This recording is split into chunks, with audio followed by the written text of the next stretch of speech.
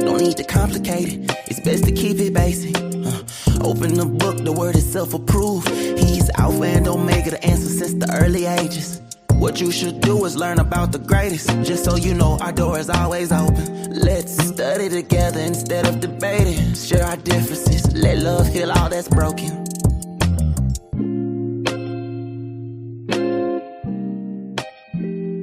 And shalom, every one of you. So glad to have you. Matter of fact, Shabbat Shalom to you all. We had some difficulties with StreamYard. Apparently, we've got to make some other changes there.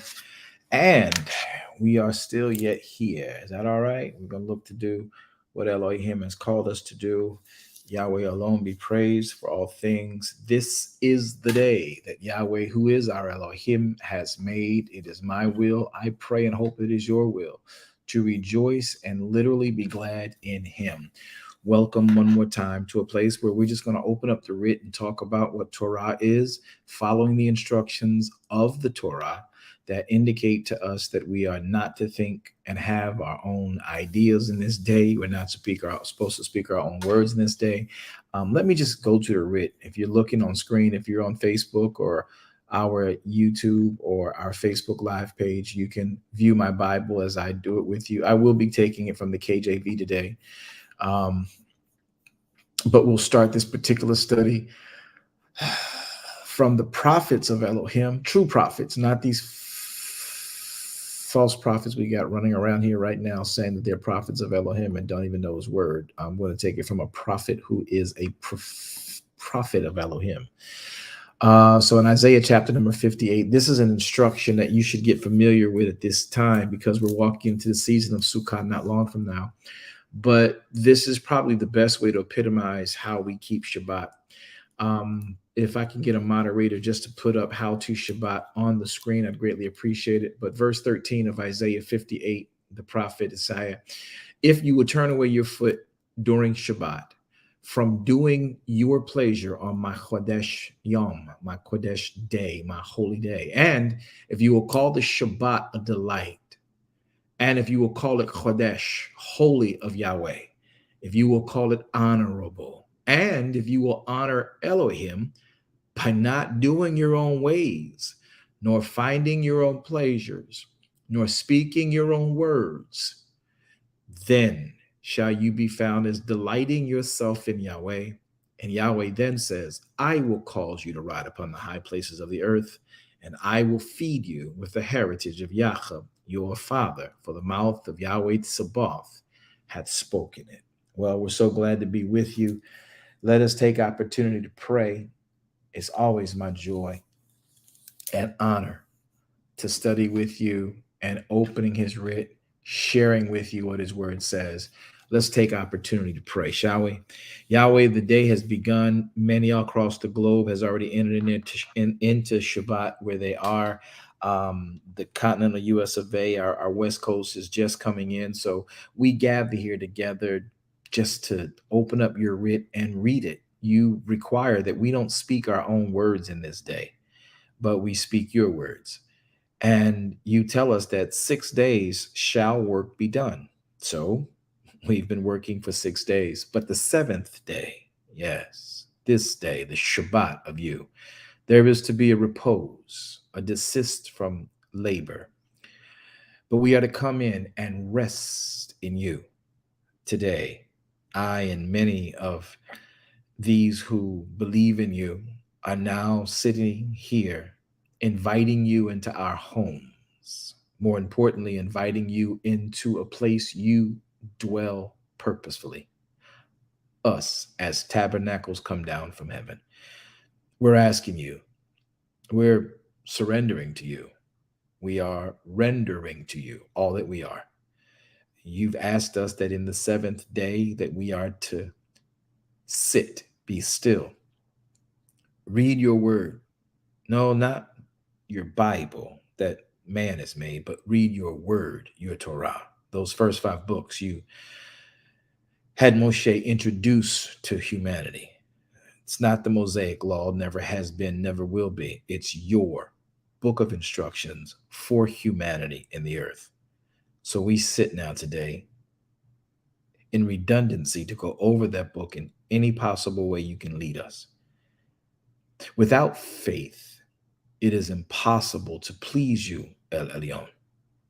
You are the Most High. You are El Shaddai, the Almighty. Your name, Yahweh, is my strong tower. And when I live according to your word, i.e., do righteous, I have the right to run into you and be saved, not only from my enemies, but from every other thing within myself, my inner me, I'm saved from. And Father, I ask you today,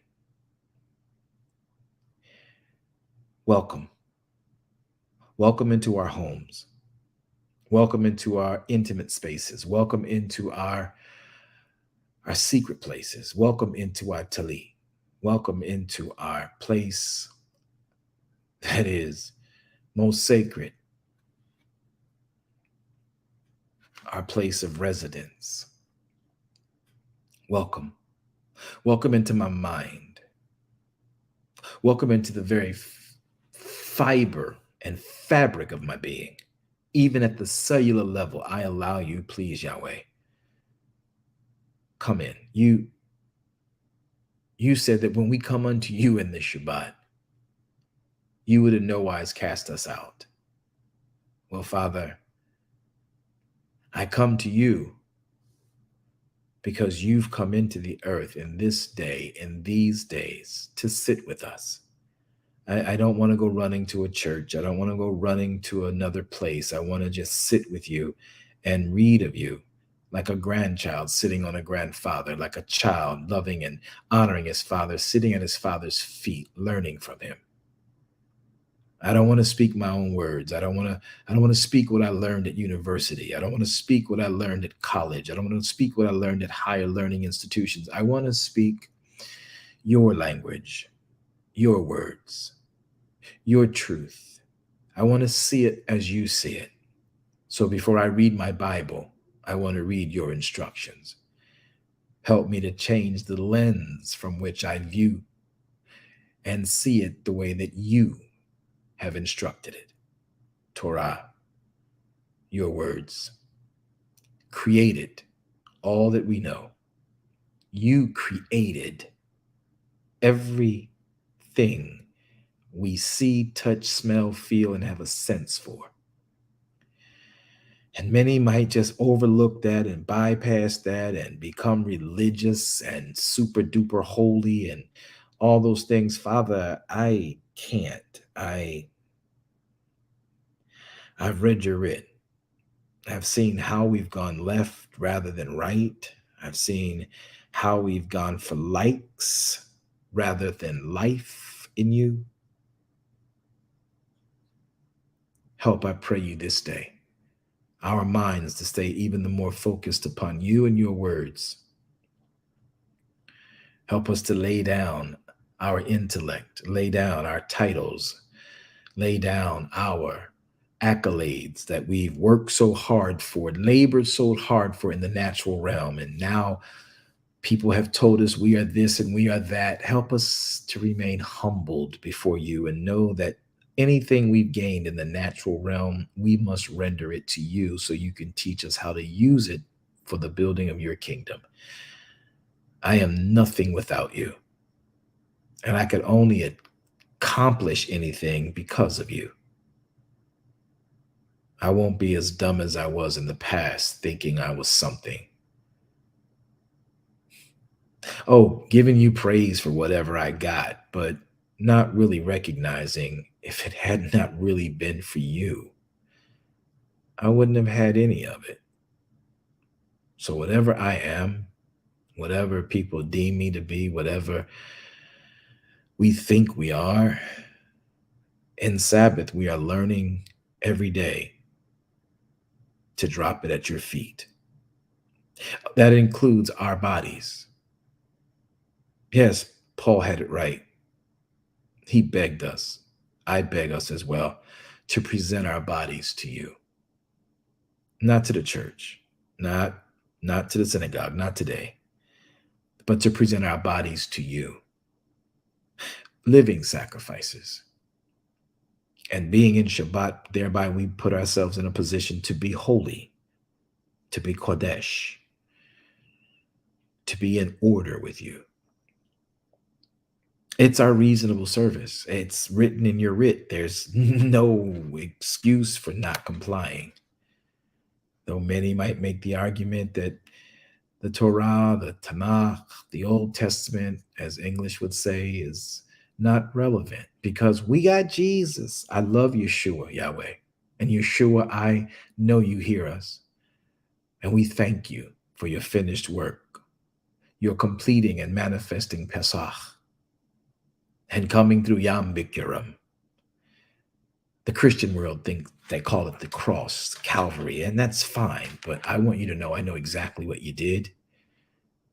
And as this great prophet Isaiah in chapters 53 also goes on to proclaim, I see how you did it. And you didn't have to, but you did. I so love you for that.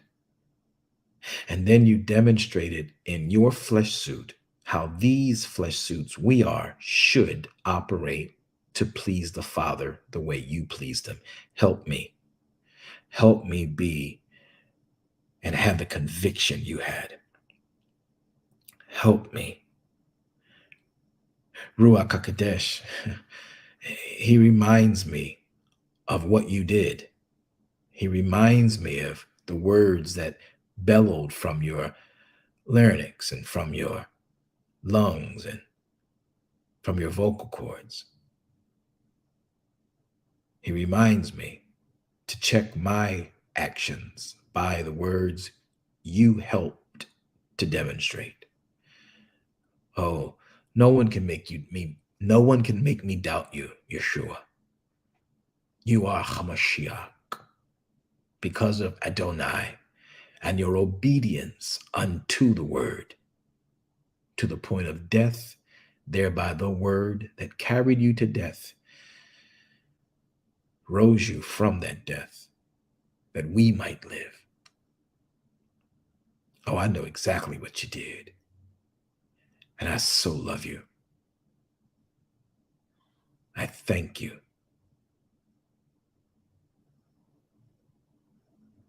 You are our mediator between this humanity we live in and you carried out, and the divinity, which is El Elyon, El Shaddai, our Elohim.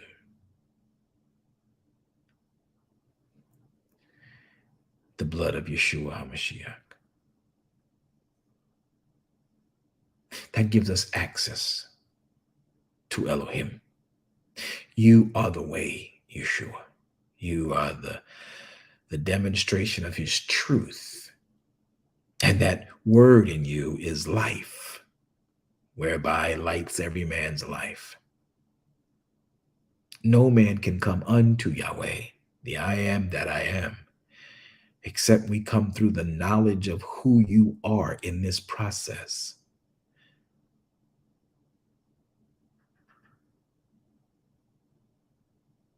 You are everything. Everything that demonstrates righteousness as a human. Thank you. And today I love you. And I ask you to see our obedience by being here as love for you. Well, we're open. Teach us, show us, share with us, reveal to us, speak to us. We want to hear you.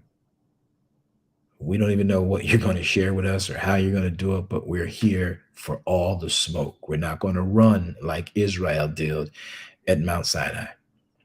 We're not going to tell Moshe, go up and see what he says and come back and tell us. We're here for all the smoke. Speak to our hearts, and we'll know what to do. We love you today, and we bless you forevermore. In the matchless name of Yahushua HaMashiach, our access to you. Amen. Well, Shalom Aleichem again. Shabbat Shalom to all of you. You're in your residences, you're relaxing. These moments are not preaching moments. These are those who are of this lifestyle where we're here and we leave our room open, we leave our web pages open, we leave our video streams open because somebody may just stumble in. This is not like other applications. In case anyone's curious, we don't fight, argue, debate here. We just read the Torah on Shabbat because that's the instruction of Elohim. Whether you are Christian, whether you are Jewish, it doesn't matter. I'm not interested in your denomination. I'm not interested in a denomination. I'm interested in his salvation.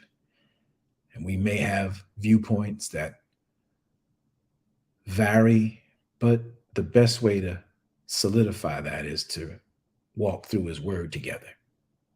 That's what Shabbat's really all about.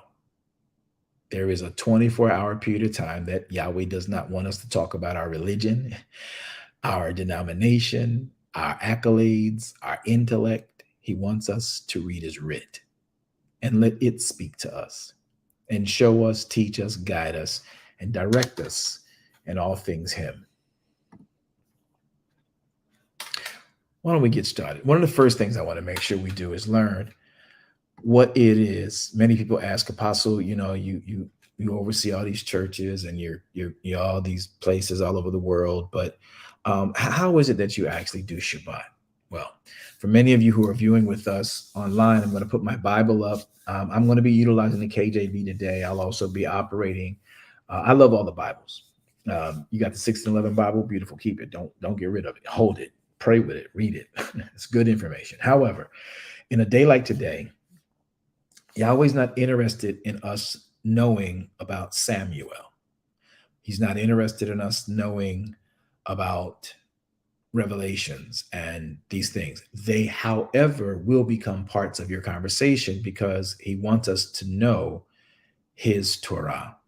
He wants us to understand the storylines there so that when we read the records in the Tanakh, in the Brit Hadassa, we are in Teflahim, we are able, which is the Psalms, we are able to now make the connection. So this is what we're here for today. I'm going to stop talking because we need to talk about his word today. How do you Shabbat? Simple instruction, and then we're going to get off of it. So let's look at two of the main things that we do to Shabbat. In the book of Genesis, chapter number 2, verses 1 through 3, Yahweh gives us very clear instructions as he gave to Adam. And I just want to make sure you guys get a chance to see this. Let's go quickly into Genesis, Bereshit. That's the work of Genesis in Hebrew. Bereshit, chapter number 2, verses 1 through 3. It's on the screen. For those of you who are viewing, if you're on Clubhouse, you can go to VWJ Ministries on Facebook and grab these words. Or open your Bible. It's the Shabbat. You should be fully focused on him anyway. Don't let me help you cheat, give you no hacks. Let's get it. Thus the heavens and the earth were finished, and all the host of them. Thus Shamayim and Eretz were finished, and all the host of them. And the seventh day, the Shabbat, Elohim ended his work which he made. He rested on the Shabbat, the seventh day, from all of his work which he had made. Verse 3 is so important. Elohim then Baruch the seventh day. I love that. He Baruch the seventh day. How many of y'all know what Baruch means? Let me show you what blessed means. No, not that we blessed in the city. Not that, oh, we so blessed and God has blessed us and we got, no, blessed is a very interesting phrase that I don't think the average Bible reader understands. I think that Torah observant people do, but let's just make sure we get it. So in the Strong's Index, which is a very good depiction in this case, H1288 is the word barak for the word blessed in chapter 3, verse 3. Chapter 2, verse 3 of Bereshit. And so when he says he barak the day, listen to what that means. When you and I barak Elohim, Elohim baraks us. What's it mean to barak? Well, one thing is that it means to kneel. It means by implication to bless Elohim. This is done from humanity to Elohim as an act of adoration. And then once we barak Elohim, Elohim vice versa kneels down to man, kneeling to him, and then benefits man. That's what a blessing is. Now, is that blessing makes him rich? Not necessarily, but it does empower him to prosper in the work he has been given to do. She has been given to do. Now, also, this word barak has a pendulum swing, or we like to say a flip side of that coin. It could also mean to curse. However, it is primarily used in a sense of barak in the Bible, in the Torah. Most times it's meant as this kneeling to Elohim, one from man to Elohim as an act of adoration. That's what we're doing right now. Somebody say, if y'all don't mind, would you just say, Yahweh, I barak you, Elohim, I barak you, El Elyon, I barak you. Can you just open your mouth and tell them that? Come on, open your mouth, make that profession. Come on.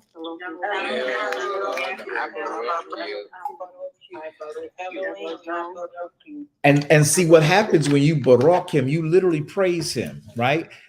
And when you praise him, right, he inhabits, Elohim inhabits the praise of his people. His people are going to rest in Shabbat. They're not going to run ragged, doing a whole bunch of things, trying to make things great, working, thinking that serving a congregation is not working because it's about God, it's about church. No, he doesn't. The Levites did not church. They did not hold service. The Levites were not at the tabernacle during Shabbat, except the Moedim. And so most people think they are because we read the Bible from a English, translated from a Greek, overrun and manipulated by a Roman Catholic, Greco type of ideology of religion. Because now you see in the New Testament, oh, they were at the Sabbath, or they were in the synagogue on the Sabbath day.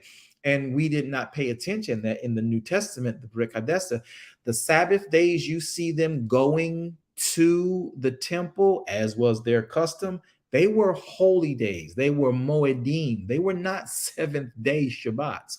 No place in the Bible you see them going to the synagogue on Shabbat where it is not a Moedim, whether it's Pesach, whether it's Shavuot, whether it's Sukkah.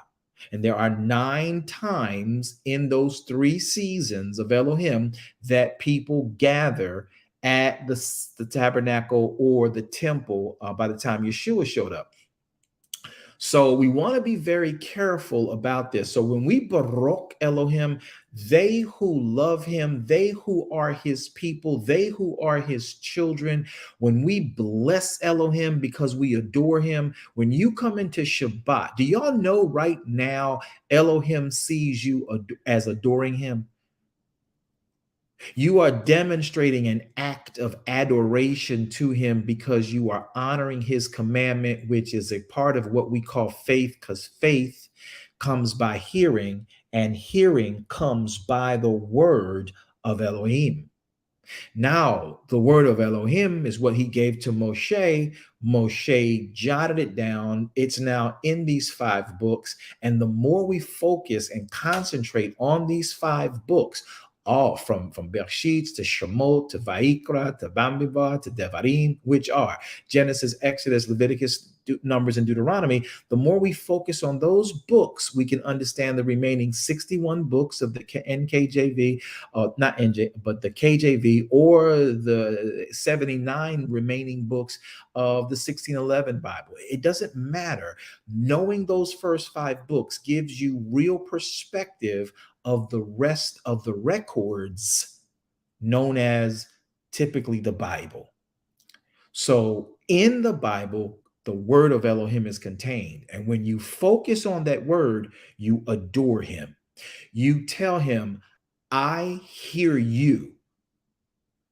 I don't hear David. I'm not interested in what Solomon has to say, until on this day, I'm interested in what you have to say. Should you, through your Torah, show me something that David did that's connected to this? Now I understand what David did. Now I understand what Solomon did. Now I understand what Paul did. Now I understand what Peter wrote. Now I understand what James wrote. More importantly, I understand what Yeshua did when he walked the earth. Everything is rooted and grounded in Torah. That when we give this day over to simply reading his word, not thinking about your aspirations, not thinking about your branding, not thinking about your ministry, not thinking about your church, thinking about his salvation. That's what it means to be still in Shabbat and know Elohim. Because when you focus on his word, you concentrate on his word, now he can impact you with his intentions. It's a beautiful thing. So remember, we are baroking him when you come and you sit still in him and talk about his word.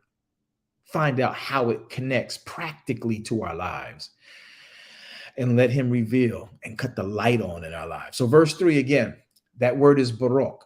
So verse 3 says in Bereshit chapter 2, Genesis chapter 2:3, he says, and Elohim baruch the Shabbat, he kodeshed it. That next word is sanctified it. That word sanctified is the word for kodesh.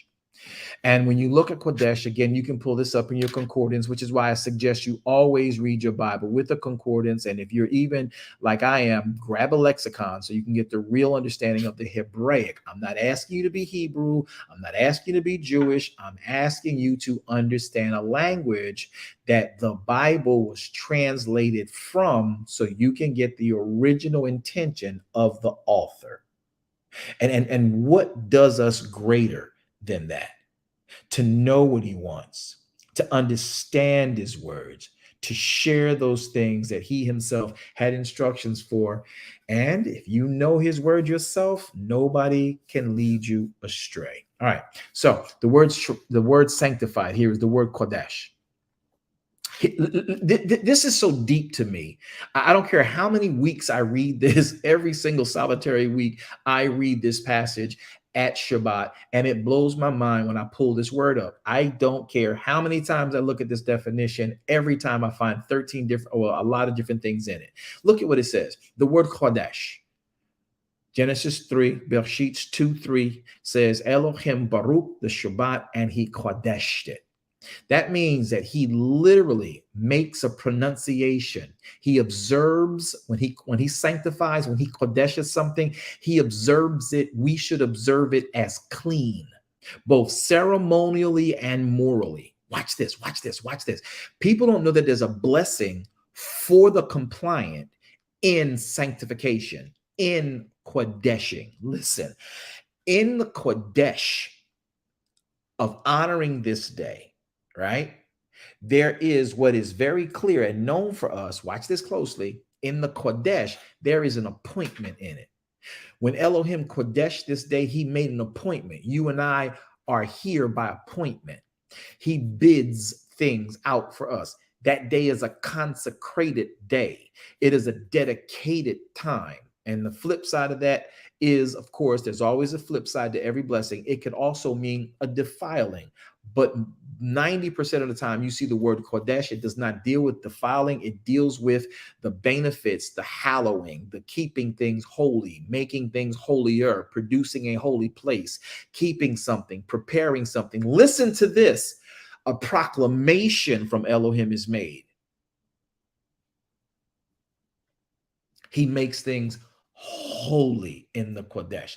That's why another thing that we misquote so many times within Christendom and other places is that when Yahweh says, be ye Kodesh, for I am Kodesh, be ye holy, for I am holy. Many people thought it meant, of course it means live right, because I'm living right. But when he says, be ye Kodesh, he is really saying, be ye in Shabbat, because I'll be in Shabbat. I hope that made sense to somebody. Be ye Kodesh, because I'll be in Kodesh. Did you know that every Shabbat, he kodeshed the day. Whether it's the seventh day, 52 weeks in a year, seventh day, or the 9 times, which are in fact the Moedim, the Moedim, the rehearsals, the high holy days, they are also Kodesh, but they're Kodesh at a whole different, it's like Kodesh on steroids for the Moedim, right? But like today, it is Kodesh. So he is in this day. He's, as long as we're reading his word and understanding it, he is dwelling in your space, impacting, resetting your heart, your mind, your soul, your psyche, your strength, your ego, your insecurities, your uncertainties. He's rewiring you. He's rehydrating you. He is re-strengthening you. He is Yahweh Uzai to you. He is acting as Yahweh Yirith to you. He is acting as Yahweh Makadeshkim to you. He is acting as Yahweh Gabor to you. He is acting in all of his attributes towards you. When you come in and you speak even the word shalom over your brother, and you speak the Shabbat Shalom, that is a different type of shalom than your regular 6 days out of the week saying, hey, shalom alaikum, alaikum, shalom, Torah, yada, yada. No, when you come into Shabbat and you say Shabbat Shalom to your brother, you are asking Elohim to really manifest all 13 of these blessings of shalom upon your brother. You're asking Yahweh to magnify them on them. You're receiving them. And this is what it means. Listen, when you say Shabbat Shalom, you're not saying hello. I know in modern day Israel, the nation of Israel today, which is not the nation of Israel from the Bible. So when they say shalom there now, it is really just a hello, except for those who are religious and really sincerely Torah observant. Everybody born in Israel is not an Israeli of the biblical proportion, the Torah observancy. If an American goes to Israel to live there and a child is born, that child is Israeli by nationality, not Israeli by blood. Now, this is where it gets deep and it gets convoluted for a lot of people because we can take it a million different ways. But while you are in this, when you say shalom, you're not saying hello, good morning, boker tov, or whatever you want to say. But shalom is connected to this that I have on the board for y'all to read. Shalom is 13 attributes of Elohim that he, when spoken, is going to manifest on you. I would that you all hear this. Don't just listen because you're trying to write down something to preach. I want you to hear this with your soul. He that hath she that hath an ear to hear, let us hear what Yahweh our Elohim is saying unto our tabernacles. Listen to what shalom means and know that there's a delineation between a regular shalom in 6 days and a Shabbat Shalom on the 7th day. Listen, he speaks these 13 attributes. One of them is harmony. Another one is wholeness.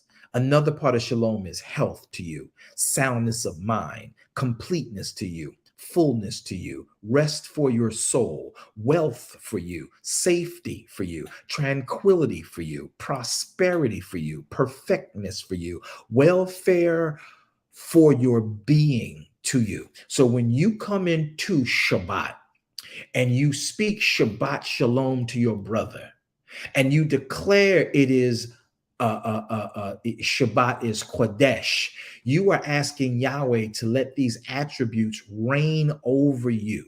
Bring these attributes into your life and cause a restorative virtue and harmony, wholeness, health, soundness of mind, completeness, fullness, rest for your soul, wealth, safety, prosperity, tranquility, perfectedness, and welfare for your being. You are asking Yahweh to reset all 13 of these attributes. Can you be a blessing to your brother? Y'all like to prophesy to people all the time with this stuff Christians do. I get what they do, but do you really want to, if you really want to take command and prophesy and well wish somebody right now, come off of mic and look at somebody on your call on the list in the clubhouse and tell whoever you're looking at, and look at as many people as you want to, and just speak Shabbat Shalom over whoever you see on this clubhouse, on your YouTube, on your Facebook, and just speak Shabbat Shalom to your brother or your sister right now.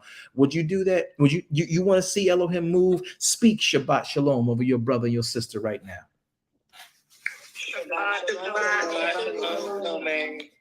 Jacqueline, Brenda. I speak Shabbat Shalom over you. I want you to understand what this looks like, because Shabbat is a day that Yahweh Kodeshed. 6 days in a row. Did y'all know? And I want to make this clear. I'm going to come off this and look. I'm going to look y'all in your eyes. I'm going to take my Bible down for a second, but we're not going to deviate from the actual concept of the Torah. But I want you to understand this. When you speak Shalom, you are asking Yahweh, you are actually activating that in the atmosphere for your brother and your sister.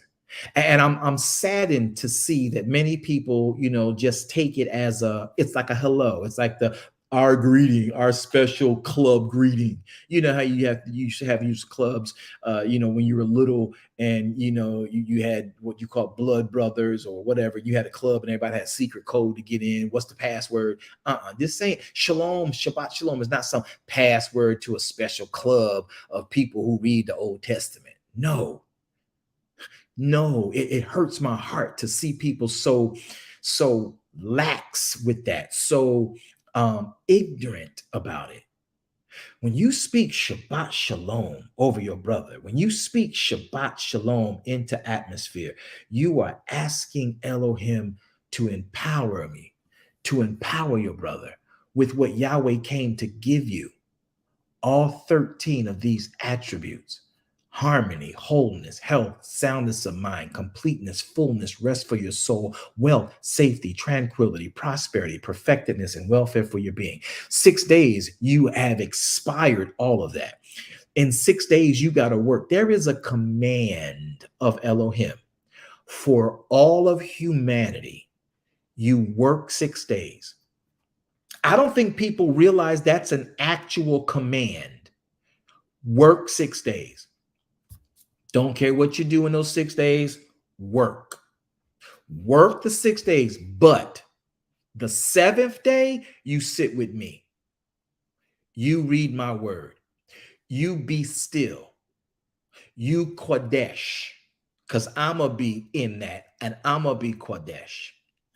I'm going to be in that day promoting, proclaiming, appointing, and bidding over your life.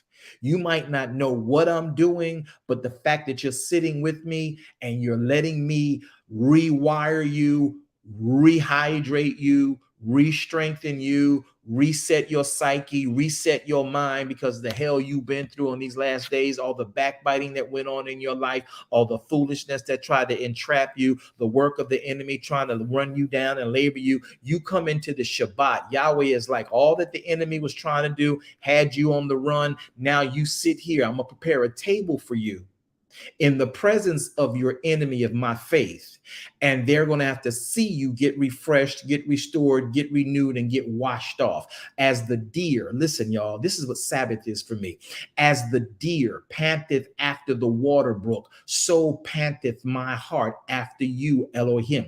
Now, many people have sung the song that many of our artists have wrote about that actual lyric, but I want you to understand the intention of what this psalmist wrote when he wrote it. He is telling you, in Shabbat, I literally am like a deer being hunted by these predators. And while the 6 days are going on, I'm sweating and my scent is being left and I can be easily tracked. But when a deer, knowing he's being tracked, realizes he's got to cleanse himself, he's got to get that scent confused, he goes into the water, so he's no longer emitting his scent. And when he gets into that water, it gives him just enough time because of his speed to get away from his predators, and they don't know where the smell went once it hits the water. See, you can track me to the water, but once I get in the water, I'm going to be clean. I'm not sweaty. I'm not musty. I'm not musky anymore. And when I come out, you don't know where I came out. So now you don't know where I'm at. Do y'all understand that? The enemy does not ever want you to get to the water. The predator does not ever want you to get to the water because it can't track you once you get in the water. Watch. Now are you cleansed by the washing of the water, which is the word of Elohim? What day is Elohim's true command that you and I should be 100% in his word for 24 hours and not your own? Shabbat. You think that's a coincidence?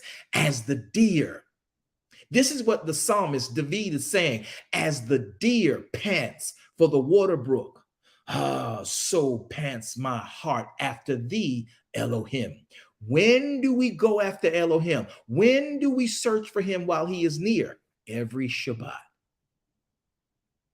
And we thought it was at the sanctuary. No, that's a high holy day. But in your seventh day every week, 52 weeks in a year, you pant for him. Paul said it this way, you labor to enter in. I get it.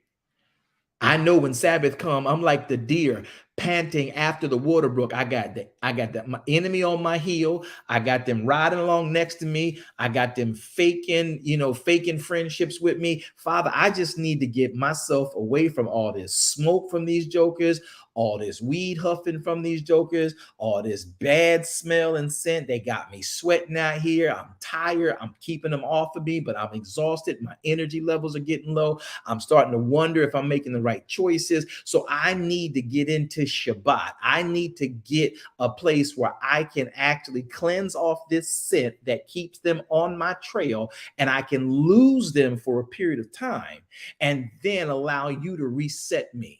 And by the time they see me and find me, they'll see me in your care. Did you know that in the Sabbath, the enemy of your faith can't deal with you if you are sitting with the Father? They have to watch you get restored. It's like watching you get rehydrated, watching you get refueled, watching you get your ammunition loaded back up in your guns, watching you have your sword sharpened, watching you have your cloth reinforced, watching you reset your helmet of salvation, reset your breastplate of righteousness, reset your shield of faith, reset your loincloth that's girded about you, reset your foot and your shodding, because some of your shoes broke because your laces broke because the terrain your foot was off angled and your weight popped the thing, but you still got the shoe on, but now you get that thing all laced back up. See, when you come into Shabbat, Yahweh resets you.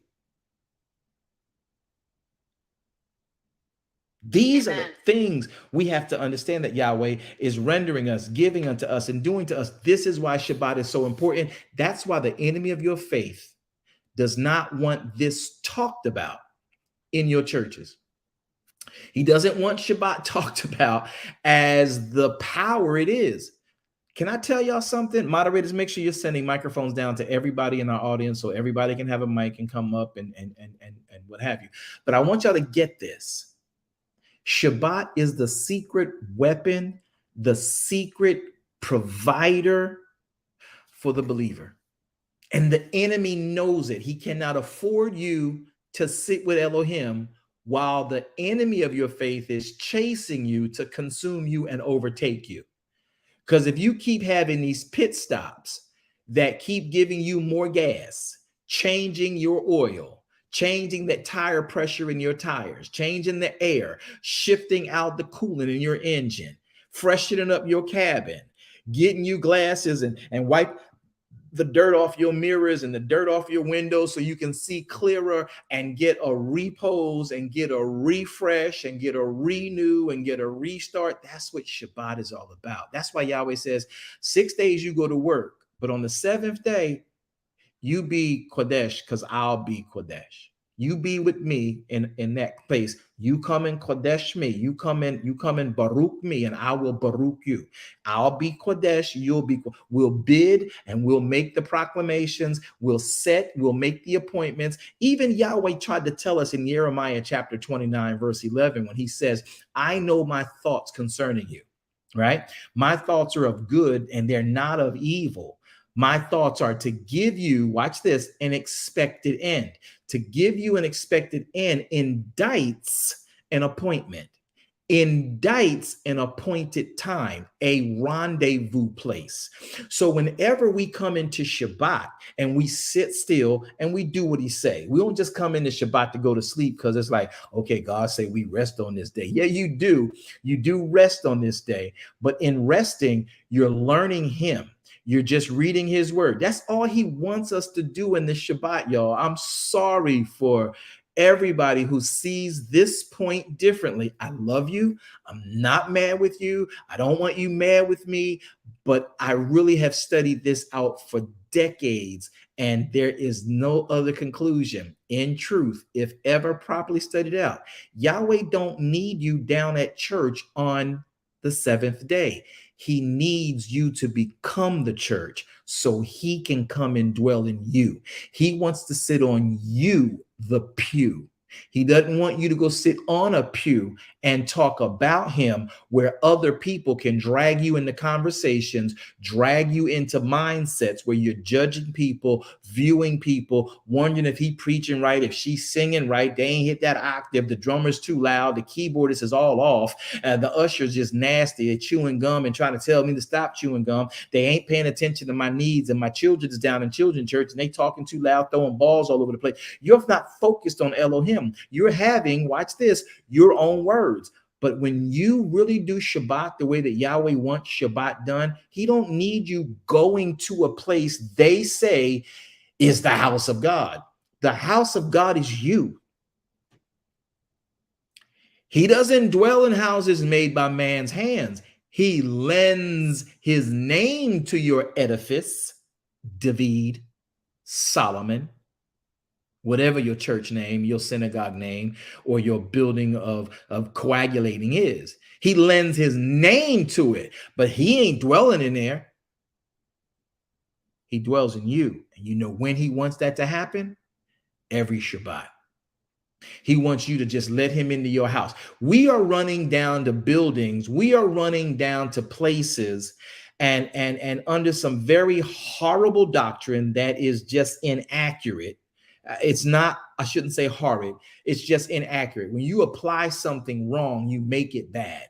But the point is, yes, forsake not the assembling of ourselves together as some is. Listen to what that means. When Yahweh says that, or David's, when the epistle says that, he is telling you, forsake not the assembling of yourselves together. Don't forsake it. Yahweh gave us times to assemble.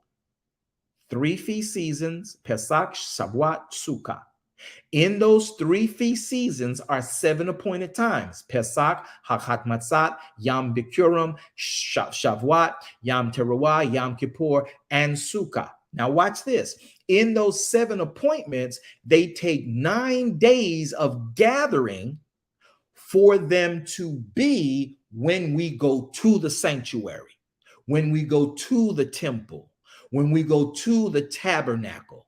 You only go in biblical Torah instructions to a place 9 times in a year.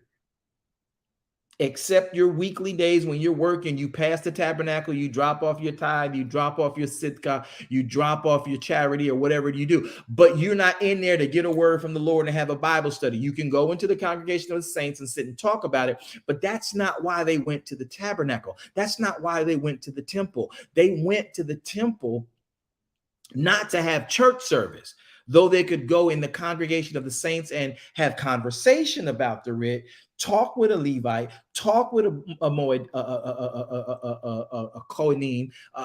But at the end of the day, those aren't like our service days. The service days that they would have at the tabernacle or the temple, even in Yeshua and Paul's day, were the Moedim. That's the time you went, and that's when they sang the song, because it was only 9 times in a year, 9 times in 365 days, 9 times. So now the song hits different. I was glad when they said unto me, it's time to go to the house of the Lord. Get it? It's time to go to the house of Yahweh. Now, I did that on purpose that way so you could hear what you've been saying and singing, but not understanding. That's because we're not looking at the Bible through the eyes of the Torah. David didn't make that song. I was glad when they said unto me, let us go into the house of the Lord on Sunday. That ain't what he said. Because the only time that they went to the house, they assembled, was during the Moedim. Any other Sabbath, i.e., seventh day Shabbat, Yahweh came to their homes. Each person, each tent, each citizen welcomed Elohim's presence into their homes. For 24 hours, everybody off the streets, nobody at the market, nobody at the well, everybody is in their residence, on their property line, walking their garden, sitting in their front room, sitting with their children, talking and reading Torah. This is how you truly, by compliance of the writ, do Shabbat. Now, I'm aware of a lot of organizations that do what they do because they see it the way they see it. But when you read that writ, he is very clear how Shabbat is to be carried out. And many of us take the opportunity to continue to do these things in ways that are about God, but not him. And we're so used to it because, well, everybody was doing it. That's the way we came into the world and we were born into it. So we do it that way. And it's got to be okay because we've been having some really cool and, sensational times with the music and everything else. Listen, Yahweh don't have a problem with y'all going to church and having a Bible study. But what he has a problem with is us misinterpreting what he wants. We'll go to church on Sunday or our convention or our revival, our crusade, but we won't go and stay home so he can come into our homes on the day he made blessings for us to have. Do you not know that I told you about the 13 attributes of Shalom? Do you not know that all of them he is literally pouring and bringing into your home when you sit expecting his presence in Shabbat? And the expectation of his presence is personified when you and I read his writ and give him our full attention. Don't speak your own words. Don't let your gossiping cousin, watch this. Don't let your gossiping missionary call you on the phone and drag you out of the focus of the writ so they can tell you about what somebody did to them on the road. That ain't the day. Shabbat is not the day for you to have a gossip session. Shabbat is not the day for you to worry about the politics of the land, unless you're, of course, in a war-driven state. You pay attention, but you still give Yahweh the attention. And that's what our goal in life now is, to help people understand how to properly Shabbat and what are the benefits. When Yahweh said, be still and know I am, because of the English translation, we said, be still and know that I am God. That's not what it says in the Hebrew. It's actually saying, be still. Barak, technically another phrase for the word Barak. It means be still, get somewhere and sit down, take repose, be still. Watch this. And know the I am. Know the I am, for I am is Elohim. So how do I get to know the I am that I am? Better way of translating that for those of you who are truly aware of the Hebrew, and we sort of kind of made it a quick thing by saying I am that I am. It's actually really written best by saying I will be that I will be instead of the I am that I am. It's not bad, I am that I am, but the I will be that I will be. That's the Yahweh. That's the Father. That's the provider. He says, whatever, if you follow my instructions, tell Moshe said, who shall I say is sending me? He says, tell them the I will be when they do what I say and go where I say go. I will be that they need. I promise I will be it. I'm going to say it again so y'all can get this, because many of y'all need to hear this again. When Yahweh told Moshe, when Moshe asked the question while he was getting these instructions about letting people, getting people out of Pharaoh's control, leaving Egypt, and Moshe says, okay, I'm on board. But when I go to talk to the people of Israel in Goshen under Pharaoh, who do I say is sending me? He told them to say, tell them the I will be that I will be is sending you. Because that's what he was to Abraham. Whatever Abraham needed, once he and Terah left Chaldea, Yahweh became that, right? So he is telling the people in Israel who have been waiting for this omen of deliverance, and Moshe clearly was the deliverer, right? So he's coming and saying, I am Moshe. I didn't know all this, but now I do. Yahweh Elohim is sending me to tell you, the Elohim of Avram, Yitzhak, and Jacob is telling me to tell you he's bringing us out. We don't know what we need, but whatever that is that we will need, he has promised to be. So when you talk about the I will be that I will be, you're saying, I will be that which you need after you follow my instructions. I promise to be that. I will be that. I will be that. I will be. Don't worry about it. That's why he talks about it. Another phrase in the historical books of the prophets, when he tells you he will be your rear guard, he will be your rear reward, right? Because he will go before you if you are carrying his instructions, and then he will be behind you because you are carrying his instructions. Can y'all get that? So when you really talk about Yahweh, a quick way, a Western way, a English way of saying Yahweh is the I am that I am. I am that I am, right? But what he was really saying to them was, I'm telling you to move. And if you obey my instructions, whatever that is you need, along the journey I sent you, I will be that.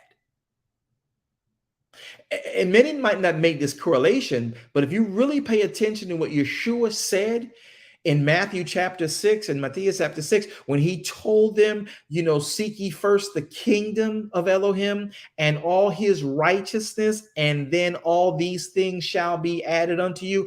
You don't believe that one? Okay. Deuteronomy 28, it goes on to tell us in verses 1 through 14, listen, if you will hearken unto the voice of Yahweh or Elohim, the Adonai, his word, and if you will hearken not just to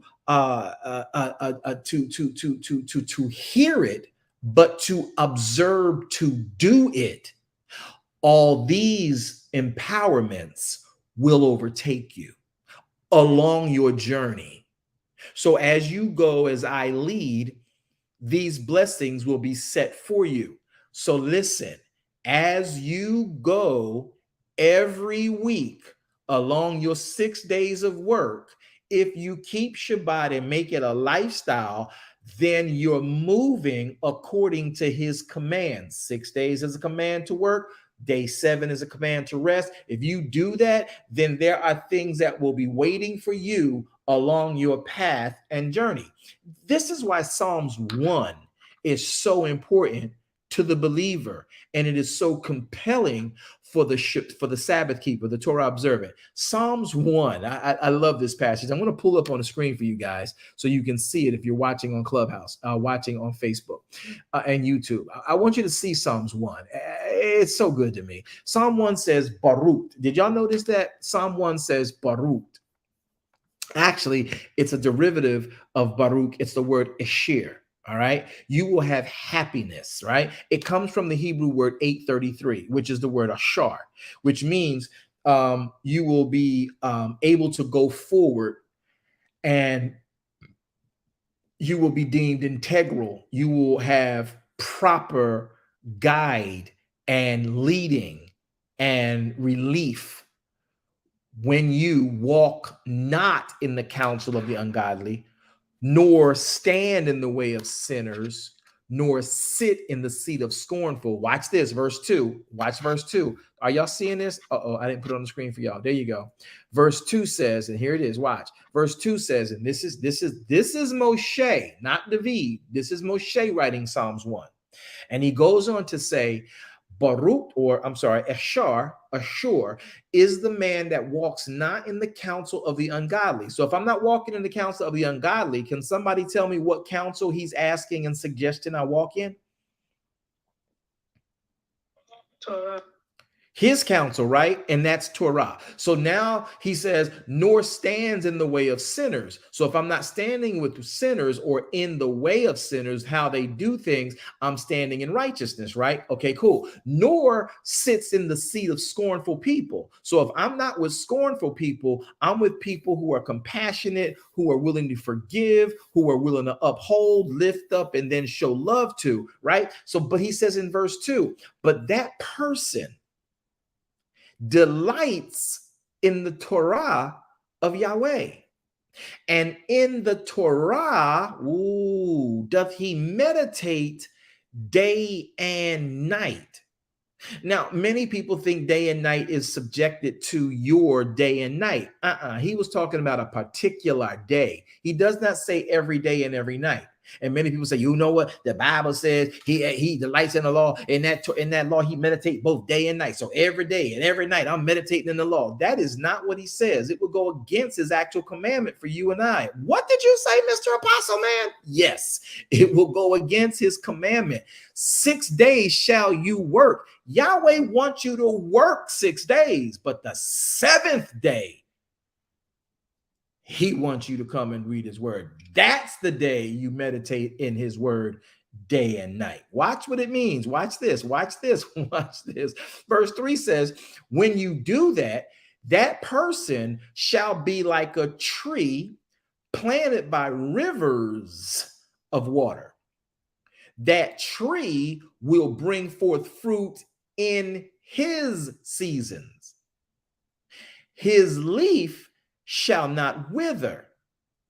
And here it is, whatsoever he does shall prosper. Notice it says whatever he does shall prosper. So if you are keeping the commandment to work 6 days, but being led by the commandment that on the seventh day you come and sit with the Father so he can instruct you and fill you, give you witty invention, give you witty ideals, give you a righteous morality, show you and bid and appoint for you the things that he needs you to do and operate in, so you know how to operate in integrity and operate in proper relief and operate and be guided by him and operate in a way that is level and right and happy. He is letting you know that when you do that, whatever you do is going to prosper. It don't matter. You make a hamburger, it's going to prosper. You go outside to plant a fig tree, it's going to prosper. You go to set a new business and get yourself an LLC, it's going to prosper. You go to the dentist, you go to the physician, it's going to prosper. You go down to the tax office, it's going to prosper. You go down to the crack house to get your nephew or your niece off, that's going to prosper. You playing basketball, you are going to, whatever you do is going to prosper. It does not mean you sit there and shabba-labba-labba ding dong, shabba-labba ko shata babe ko shadama and pray, God give me this, God give me that. No, it means when you practice, you delight in Torah of Elohim, and in his Torah you meditate day and night in that day he has set himself to hear you. What? Exactly. The Shabbat is the day he sets to hear you. But you too busy. Can I say it the way I feel it? I need permission. Yes, sir. That's only two people. I need more people to let me say it the way I feel it, because what I'm gonna say is gonna be shocking. Yes. Yes, sir. Yes, sir. I ain't got no brothers out there. Thank you, ladies. Ain't no brothers out there. Can I give it to y'all real like can I say it the way he's got me perched to say it?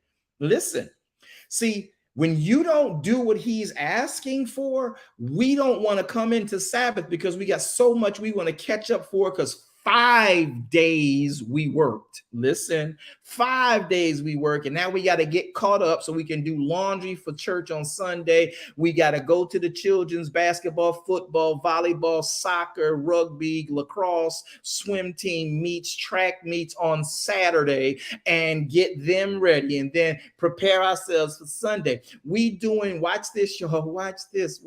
We doing too damnable much on his holy day,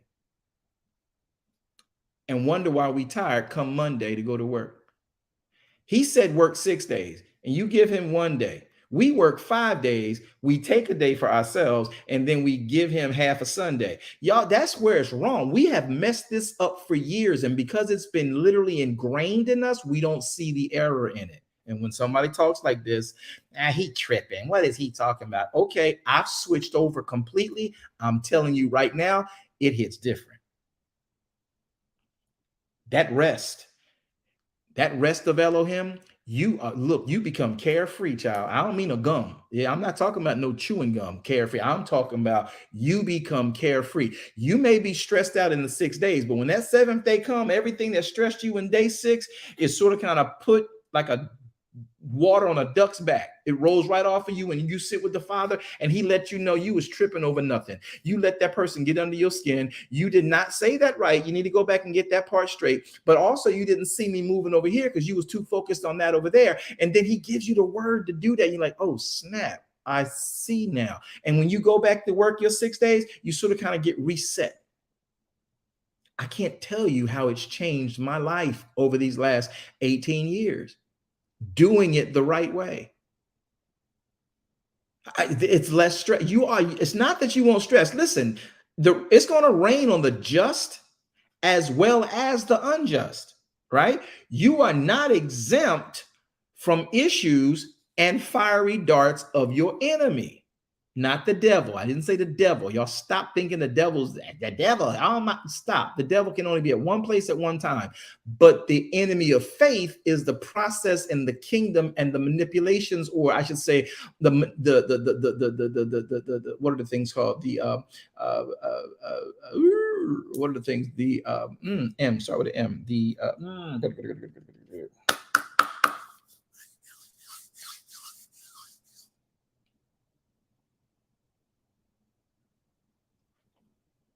Ruach, bring it back to my memory, please. Municipalities. Thank you, Yahweh. Thank you, Ruach HaKodesh. The municipalities of evil, they are levels. The devil is not who's chasing you.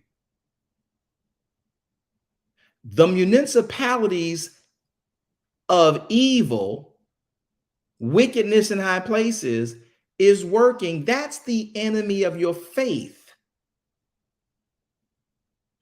And when the enemy of our faith suggests we do contrary to faith, and then we justify doing contrary to faith, we are doing too damnable much.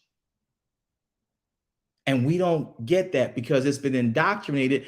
Go to church. Every time that door crack, you get in that building, you be there, because if you don't get there, we can't keep you saved. It is not a man's job to keep you saved. If the word can't do it, I can't help you. Now, my job is to make sure we're always talking about the word. We're always understanding the word. We're seeing its practicality of the word. We're separating from the religion and from the churchiosity and all the different foolishness that people connected to it, and just read it off the cuff. What does it say? Straight, no chaser. That's what it is. When you see it, you read it, you can't unread the truth you read. Now you can choose to say, I buck against it because I was trained this way. Don't let that happen to you. Read his word. He wants you and I to sit with him in Shabbat. Listen, how many people, can I ask a question of y'all real quick? We talking about how to Shabbat. Can I ask a question of y'all real quick? Yes. Am I talking too fast? No. All right. So let me ask the question of y'all. And many of us did the church thing, right? No matter what denomination, you all did the church thing, right? Before you came into this, the knowledge of, as we like to call it, his writ, his Torah. It's been in your Bible the whole time. But here's the catch. How many, think about this. Think about this. Literally slow down. Don't try to fight against it. Just let it settle in your brain. Watch. How many of us went to church? I'm not against going to church, y'all. There's a proper time for it all, right? But look at what we did to ourselves. How many of us can admit that we would leave our house rushing, unclean, food on the stove in a crock pot, because we worked all week. We did everything else on Saturday, right? When I was doing it, right? And we would try to set on Saturday for Sunday, and we doing all this stuff, and we knew we got so many services on Sunday. We got to be this, so we rush in, fussing and fighting with the spouse. I'm talking about preachers. I'm talking about prophets. I'm talking about evangelists. I'm talking about ushers. I'm talking about deacons. Fussing with the spouse. Because they didn't got on your nerve. The children got on your nerve. You kicked the cat on the way out the door if you got a cat, and you punched the dog and smacked him on the nose with a newspaper and told him to go fetch, right? And all that you did getting to church, and you went to what you perceived was the house of God, as if getting there was going to change or give you your daily, weekly dose of faith. Listen to what I'm saying. I'm not coming for it. I'm sharing with you what we did. It should be funny to us because we actually did this, all of us, right? So now we've left our house like the Tasmanian devil, got in the car, fighting traffic. Some of y'all shot the bird at the guy that cut you off, and then talking about, when I get to the church, I'll repent. All of this that we did, you throwing shoes in the back seat, telling the children to be still.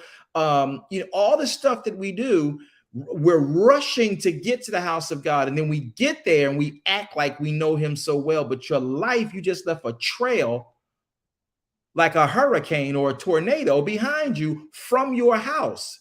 But you come to the quote unquote house of God looking for God there, like he ain't with you in your home. And then you basically put on a facade and sit there and sha-da-da-da-da-da-da, singing songs of Zion, and it's good because it really can calm your nerve. But guess what? Guess what you forgot? When you leave that building in those hour, 2 hours, some of y'all 5 hours, you got to go back home through that same tornado track you left. Where is the peace in that? Look how Yahweh wants it done. He don't want you to go to the church to look for him. He wants you to look for him to come into your home. And if he comes into your home, you're not fussing with your spouse. You don't kick the dog. You have your house clean. You have meals sitting there waiting for you to sit with your children and your spouse and whoever else you got staying with you in your home, and having a meal in peace and conversation, sipping on beverage, talking about the things of Elohim. Listen here, listen here, listen here, listen here, and inviting Elohim's presence into your home. How many of us went to church to get sanctified and left the devil running free in our house? Y'all can come off mic and say, ooh, he right about it. You can, it's okay. You right about it. You are right about it. And then you leave church and go home talking about, ooh, pastor, the devil just so busy. When I left service, I went home and all hell hit the fan. No, hell didn't hit the fan. You left hell in charge because you thought God was at the sanctuary. on a non-moedim. Oh, I'm going to hit it hard. I want you to get it. Yahweh don't want you down at the sanctuary on the seventh day Shabbat. He wants you to become the sanctuary. Now you bring him into the presence of your home. Can the enemy of faith now be in your home if faith is in it? Because you've given faith the right, because you are in control. You're like, Yahweh, you're up in here today. I don't care what went on these last couple of days, but right now I render this place into your charge. Come in, welcome into this place. Welcome into my broken vessel. You desire to abide in the praises of your people, Lord. So I lift my hands right here in my house on my couch, and I lift my heart in my shower all the way to my bed and back to my laundry room, and I offer up your holy name unto you in this place. This place will glorify you. Bless the Lord, oh my soul, and all that is within me. Bless his holy name. Everything I control, I give to you, Yahweh. You are welcomed here. Let me get into your word. Let me find people who are talking about you and not talking about trying to be a great preacher, trying to brand themselves and trying to make themselves great so they can get a preaching engagement. Let me just sit in your word and bask in your presence. Let your word take me, wash me, cleanse me, get the scent that the predators have caused me to have excrete from my actual body and out of my pores, and let me sit in your water and be cleansed and throw the enemy off track, confuse the. Do you know you confuse the enemy when you come into Shabbat? They can't find you. They can't smell you. They don't know which way you moving. Somebody say Sabbath make me move different. I move different than Sabbath. Sabbath make me move different.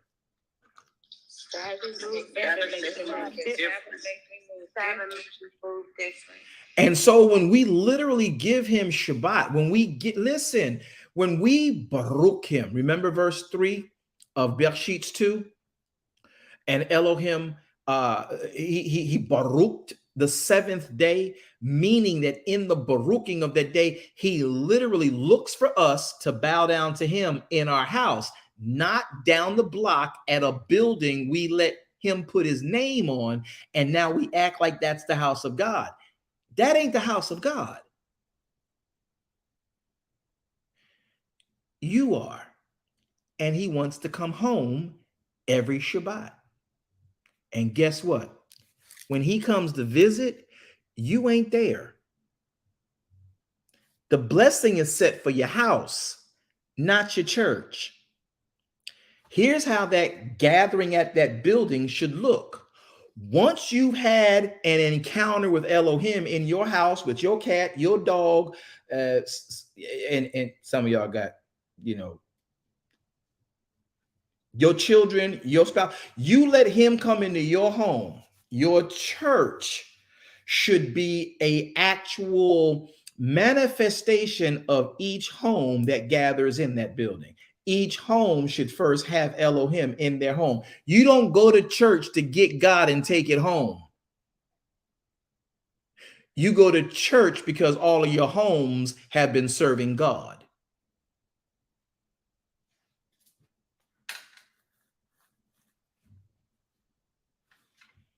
Does this make sense? It does. It does. It hurts too sometimes because we don't like to hear it. But this is what we have to understand about Torah.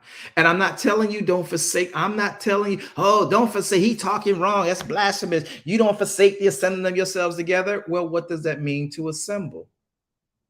Who determined assembling? Are you talking about what the Catholic Church told y'all to do before you became a Protestant Christian? Because that's clearly in the record that they took the Sabbath on point of death and demanded your Sabbath is done when they say Sabbath is. Now, if you didn't do your homework, don't be mad at me. And I won't be mad at you. I just want to help you get to that place we all can please the Father again. But we didn't got used to Well, it's hard to, I can't reschedule now. I mean, I can't be asking for these days off, for the Moed. I hear what you're saying. I believe you, man. I see it. You showing it to me. You give a whole lot of information, but that's not the gospel of Jesus Christ.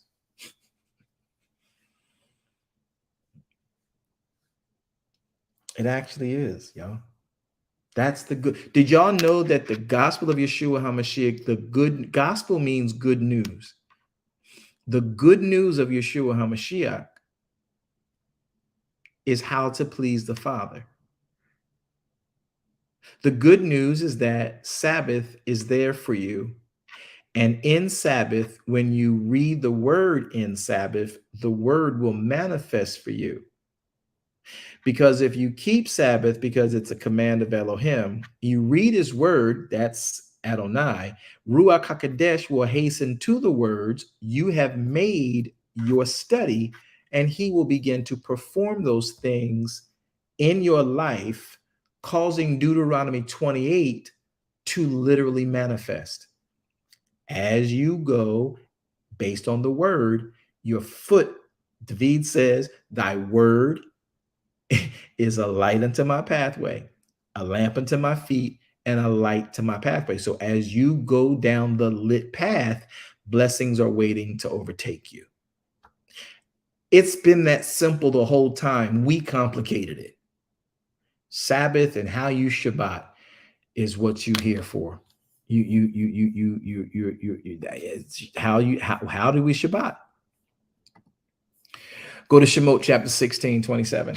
All right. Are y'all okay? Y'all okay? Y'all, can I get some? If y'all okay, everybody give me on Clubhouse. Can y'all just give me a thumbs up or something over there? Make sure y'all all right. I don't need the approval. That's not what I'm doing. If I just want to know y'all still awake, really, to be truthful with y'all.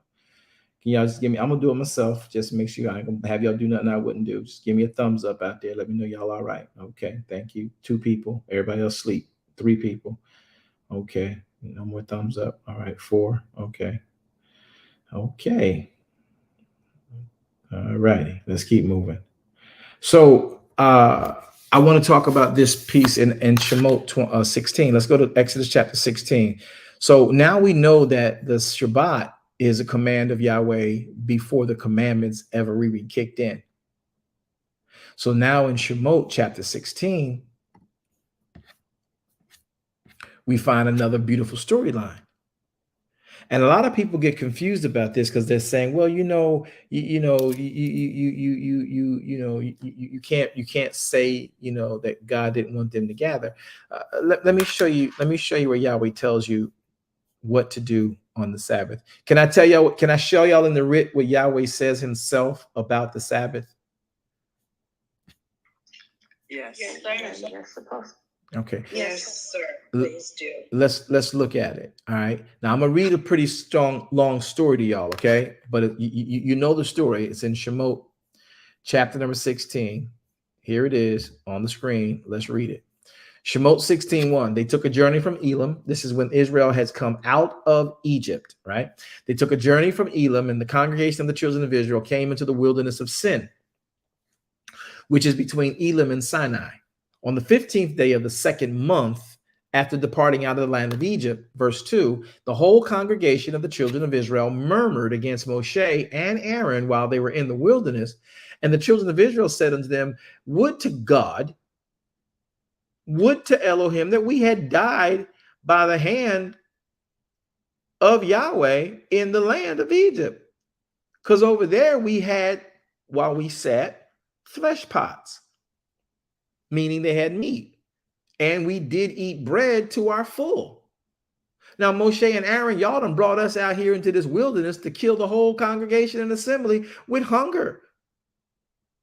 And then said Yahweh to Moshe, listen, verse 4, I will rain bread down from heaven for you, and the people shall go out and gather a certain rate every day, that I may prove them, whether they will walk in my Torah or not. Verse 5, and it shall come to pass that on the day 6, they're going to prepare what they bring in. And what they bring in will be twice as much on day 6 as they would gather on any other day. Verse 6 says, Moshe and Aaron then told the children of Israel, and at even, then you shall know that Yahweh hath brought you out of the land of Egypt. Verse 7. And in the morning, then you're going to see the glory of Elohim, for that he hears your murmurings against Elohim. And by the way, y'all, what are we, Moshe and I, Aaron and I, that you murmur against us? We didn't bring y'all out. Yahweh did. Verse 8, Moshe said, this shall be when Yahweh is going to give you in the evening, he's going to give you flesh to eat, because that's what you said you wanted. Then in the morning, he's going to give you bread to your full, because that's what you wanted.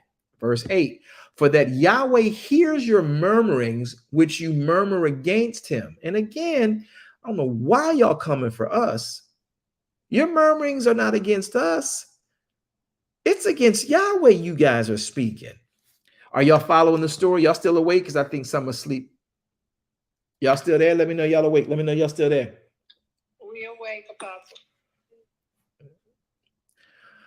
All right. I think you can only speak for you right now. Okay. Verse 9 says, Moshe spake unto Moshe, verse 9, Moshe spake unto Aaron and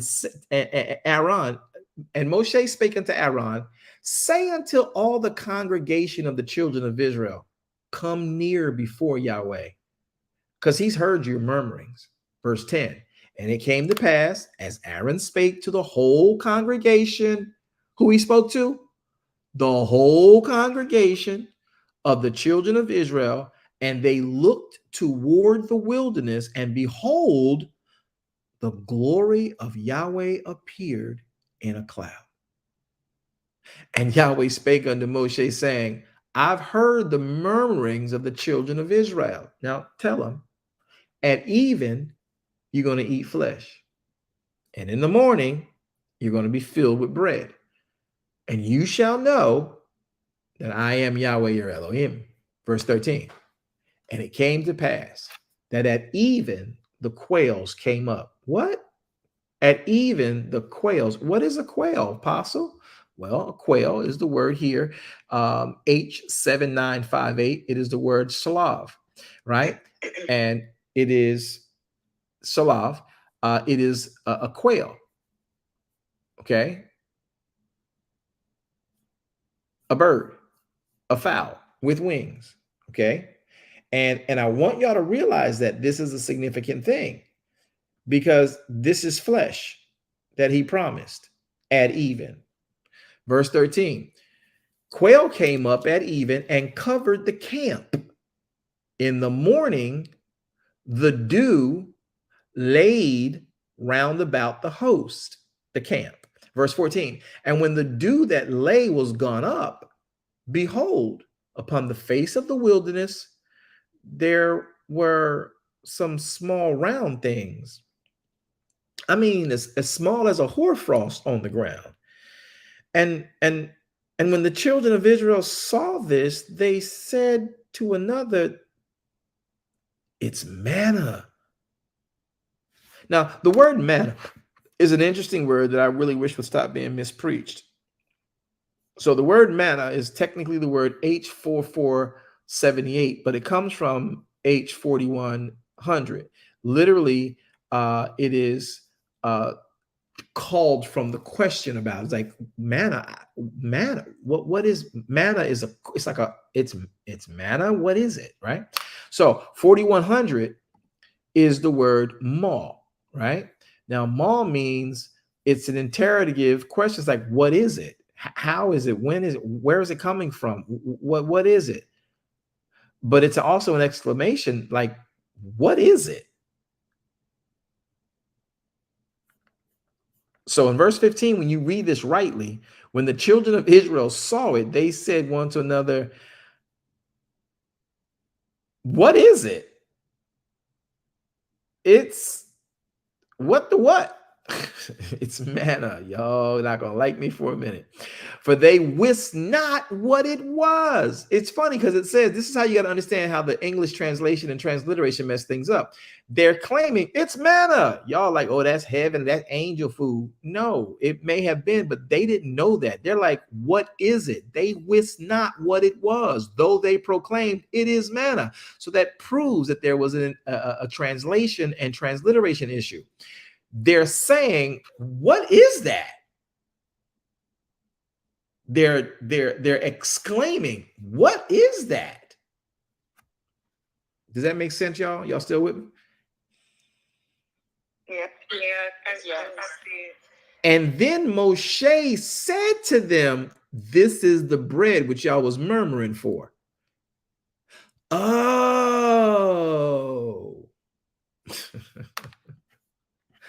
Verse 16 says, this is the thing which Yahweh has commanded. Now, go out and gather it, every man, according to his ability to eat it.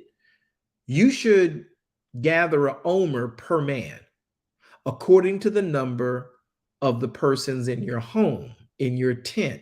So when you go out to gather, count how many you got in your house and make an omer per person. Verse 17. So the children of Israel did it. Now, bigger families gathered more, smaller families gathered less. Verse 18. And when they did measure it out, they measured out an omer, and he that gathered much had nothing over, and he that gathered little had no lack. They gathered every man according to his eating. Verse 19. And Moshe said, let no man leave this out until morning. Okay. Let no man leave this out until morning. Verse 20. Notwithstanding, the people did not hearken to what Moshe said. Some of them left it until the morning, and voila, it bred worms and it stank. And Moshe was wroth.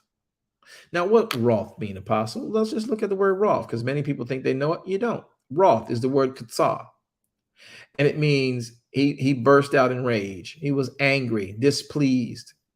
He was provoked. Verse 20, part B, it bred worms, it stank, and Moshe was wroth with the people. Verse 21, they gathered it every morning, every man according to his eating, and when the sun waxed hot, it melted. Verse 22, it came to pass that on day 6, they gathered twice as much bread, meaning they gathered 2 omers per man. And all the rulers of the congregation came and told Moshe and said unto Moshe, what is this? Verse 23 said, this is that which Yahweh said. I told you this a few days ago. Now, we are on day 6, so tomorrow is the Shabbat, the 7th day, the day of rest. It's a holy Shabbat unto Yahweh. So what you gather today, bake that which you will bake today, boil or seethe that which you will seethe today, okay? And that which remains over, let that lay up for you to be kept until the morning. And they laid it up till the morning, just like Moshe had bade them to do. And it didn't stink this time. There wasn't worms in it this time. Verse 25, Moshe said, okay, y'all, eat that which didn't get worms and stink today. Eat that today, for today is the Shabbat unto Yahweh. Is he very clear that this is a very distinct day? This is not a normal day from day 1 to day 6, right? This is like a special day, right, y'all? Right. Okay. So he says, and Moshe said, eat that today, for today is the Shabbat unto Yahweh. Today you shall not find manna in the field. You shall not find this coriander seed in the field. You're not going to find it.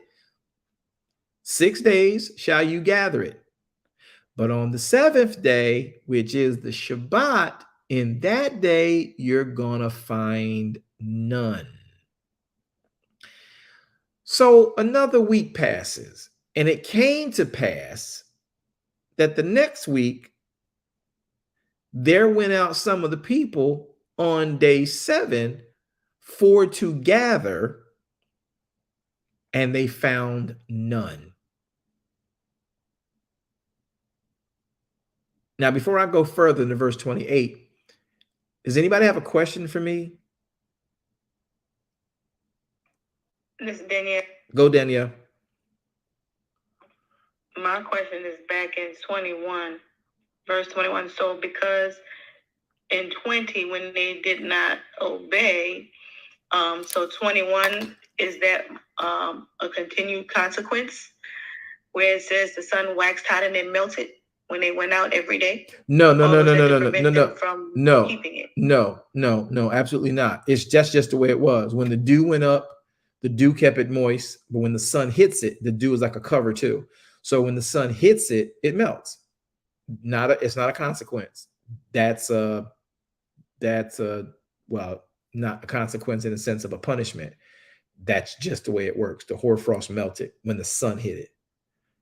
As long as the dew was covering it in the moisture, the cool of the day, and when the sun hit it, it got hot, it waxed hot, it melted. It wasn't because they kept it the next day. That wasn't it. Because that doesn't fix the problem by having it melt every morning. The problem was they were disobedient. They let it the finished work, they kept it over till the next day, and they were told not to. Good question. All right. Anybody got a question for me regarding verse 25 through 27? Moshe said, eat today, for today is the Sabbath of Yahweh. You shall find no coriander seed in the field. 6 days you're going to gather it, but on day 7, which is the Shabbat, there'll be none. It came to pass a week later, there went out some of the people on the 7th day to gather, and they found none. Anybody got a question for me? Rhonda, go. You just said a week later. Good. I'm so glad you listened. Right. So many people think it was the next day, and it wasn't. Read the verse again. Many of y'all, and this is important. What I'm going to do is give you something that you're going to think is petty, and you're going to be like, oh, that's just technical. Pay attention, because you miss this. You also miss other moments like this, which though this is not as deep, but it is a real issue, and certain of these are deep. So pay attention. Verse 25, and none of y'all have read it this way before, and don't tell me you did. Moshe said, eat that today. They came to him. Look, start at verse 24. And they laid it up till the morning, until the morning, just like Moshe told them, and it did not stink, neither was there any worm in it, right? That was day 6. Day 7 came. Moshe said, look, y'all, day 7 came. Moshe said, eat that which you made yesterday and held over today. Today is Shabbat. So on a day like today, you won't find it in the field. So he then breaks it down for them. 6 days you're going to gather it, but on the 7th day, which is Shabbat, there will be none in the field. Verse 27, famous 5 words, and it came to pass.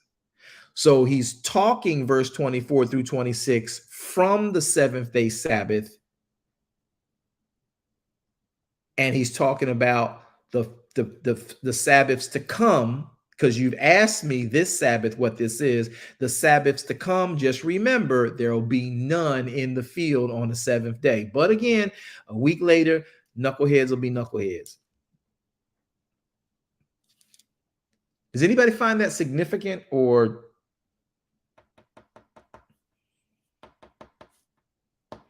Then, yeah, it just shows their continued disobedience. Yeah. That's true, Danielle. I'm sort of kind of get a focus on, does anybody get how we read that? Wanda. Go, Wanda.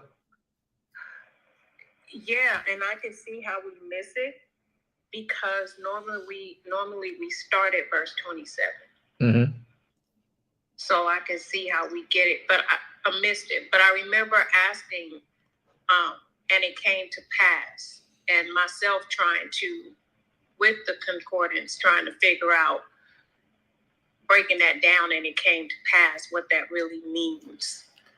So yeah, I can see how we missed it. So, and it came to pass is a phrase, and it came to pass. So you're not going to really get anything looking up came and pass. It's the phrase. Again, that's where you have idioms and you have phrases in the actual language that wrote it. And then another language is trying to interpret that phrase, right?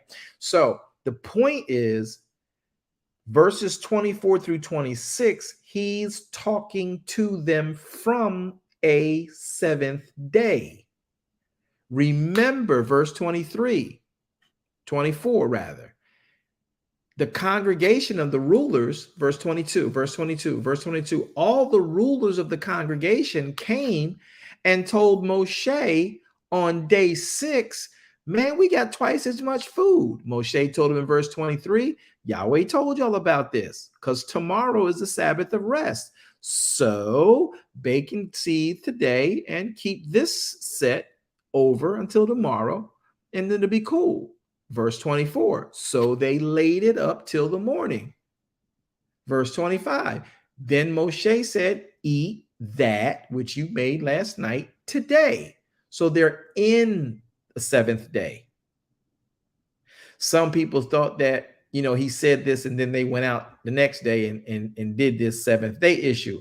That's why verse 27's phrase is so important. And it came to pass. He's telling them you're in day 7, eat it today. Going forward, every seventh day, you're never going to find any manna. You're not going to find this coriander seed in the ground on the day 7. So remember, day 6, you're going to get double. Set yourself up with the double so you can eat it on the 7th day. But again, knuckleheads will be knuckleheads. People go to church and think they got the sermon, amen, amen, and don't get it. And he said, and it came to pass, verse 27, there went out some of the people, when? On day 7 to gather. They forgot just that quick.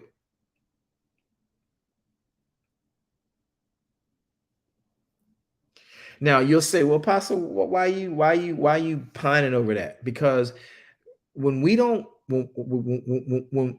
take our time, and this is why I love Shabbat. Shabbat makes you slow down reading the Torah. It makes you slow down reading anything from the writ.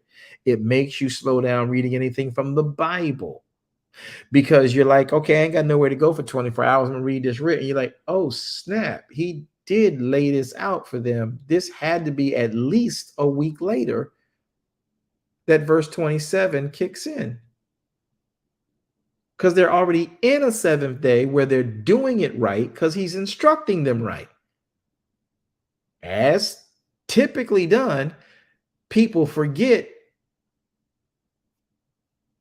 if you're not constantly inspecting them. So the next week, at least, the people went out on day 7. Because clearly day 7 that they're in, they're not picking coriander seed. They're being instructed as to what to do. Go ahead and eat that now. Y'all made that last night, like I told you. Eat that now. See, it didn't stink. Ain't no worms. Wow, amazing. Woo.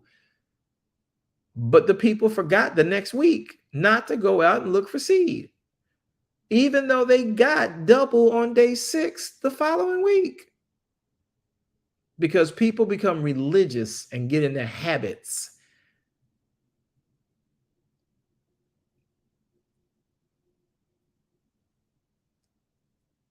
And we push ourselves into muscle memory, but Yahweh is looking for us to pay attention to his details. Verse 27 says, and it came to pass that there went out some of them on seventh day to gather, and guess what? They found none. Verse 28, and Yahweh said unto Moshe, how long do you refuse to keep my commandments? How long do you refuse to keep my mitzvah and my Torah? 29 says, see? Now, this is why we're here. We're here because how do you Shabbat, right? Do you go to church on the seventh day Shabbat? So has there been clear determination that every place in here right now, we are clearly dealing with the seventh day, right? Does everybody agree we're talking about the seventh day? There was no manna on the seventh day. You don't make no bread on the seventh day. You don't go out. Are we talking about the seventh day? Yes, we are. Yes. Okay. All right, West Coast, thank y'all for being awake. So he says we're here on day 7. Verse 28. How long are you guys going to refuse to keep my Torah? Verse 29. See, Yahweh has given you the Shabbat. Can y'all say, Yahweh, thank you for the Shabbat? Can y'all say thank you for Sabbath? Can y'all just say it for real? Seriously. You ain't got to come off mute. Yahweh, thank you for Sabbath. Yahweh, thank you for Sabbath. Because I don't think we know the full value of this day. Look, he says, see, Yahweh has given you. Sabbath is a gift, y'all. He has given you the Shabbat. Therefore,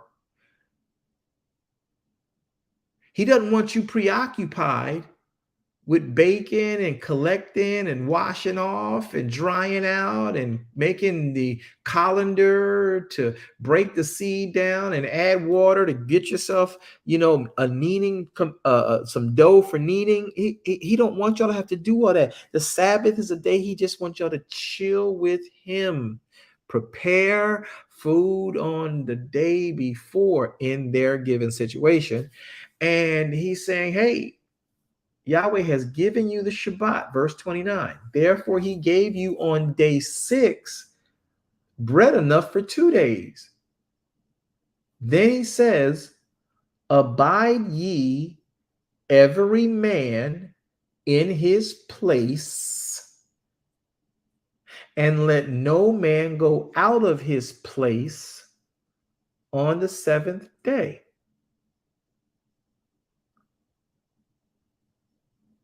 Verse 30 says, can somebody read verse 30 for me? Because I don't want y'all to think I'm making it up.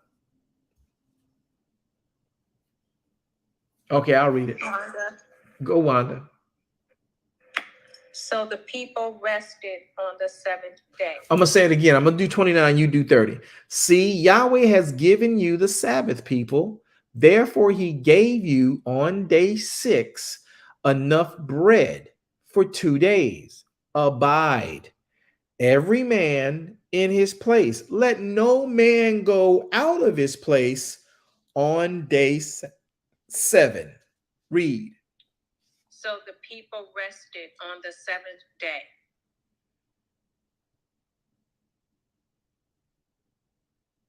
Is that confusing?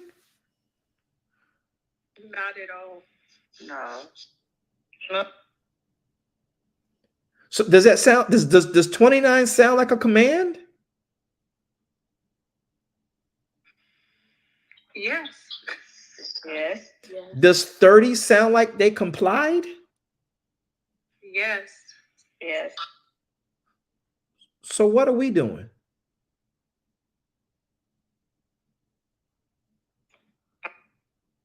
At large.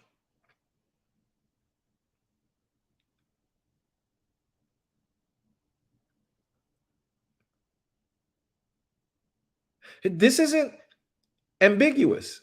There is no convoluting here. This is a command regarding day 7.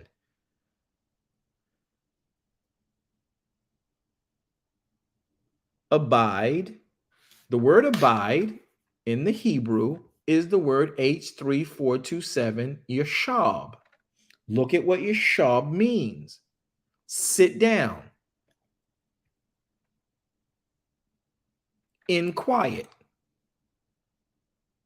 Yashab means to dwell. Yashab means to remain. Yashab means to settle. Yashab means to abide, make to abide, continue, to dwell, to endure somewhere, to establish something, to have habitation. Shu, it means to haunt, to make something inhabitable, make and keep house, lurk there, marry yourself there, bring yourself again to that place, remain there, return there, get a seat, sit down, settle down, sit, be still, tarry. So verse 29 says, 6 days, bread for 2 days, Yashab, every man in his place. Let no man go out of his place on the Shabbat. So the word out here is the word yatzah, meaning don't leave, don't break out, don't come out, don't depart, don't go, don't proceed, don't be risen. Let no man go out of his place on the seventh day. So the people the Torah was given to rested.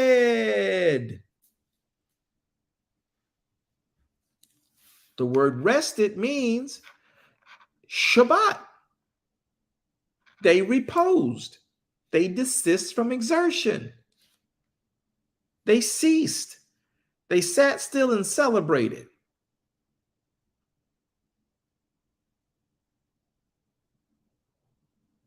On the seventh day. This is how you're supposed to Shabbat. We're not trying to be deep. We're just reading the writ. I can't make that up. And I can't take it out of the Bible, no matter how we've repurposed a lot of what we do.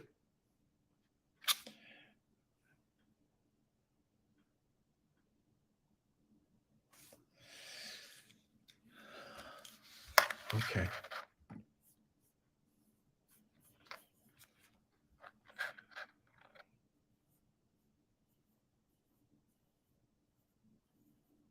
So,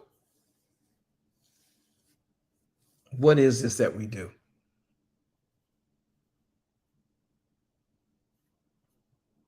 How is it that we make it what it needs to be? How do we Shabbat? Now you go to Shemot chapter 20, verse 8 and 11. Shemot 20, verse 8 and 11. Any questions about this so far?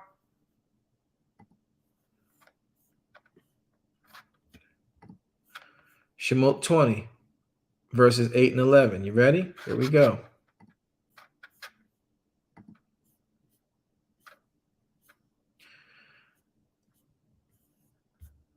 I'll read verse 1 and we'll go down to verse 8. Elohim spake all these words. This is him giving the Torah. This is them getting the enlightenment of the Torah. And Elohim spake these words, saying, I am Yahweh your Elohim, which hath brought you out of the land of Egypt, out of the house of bondage.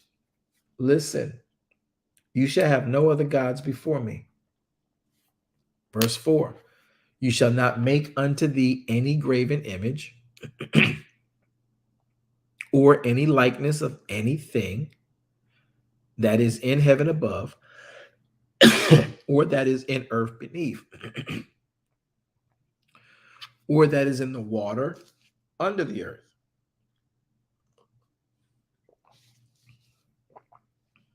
I'm not going to be mean here, but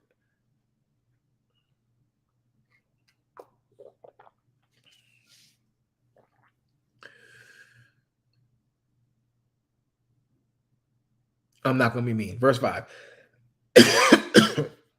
Thou shalt not bow thyself down to them, nor serve them. For I am Yahweh your Elohim, and I am El Kanu, the jealous God. I visit the iniquity of the fathers up until the third generations and fourth generations of their children, of them that hate me. If you love me, you keep my commandments. So if you hate me, you don't. Okay, verse 6.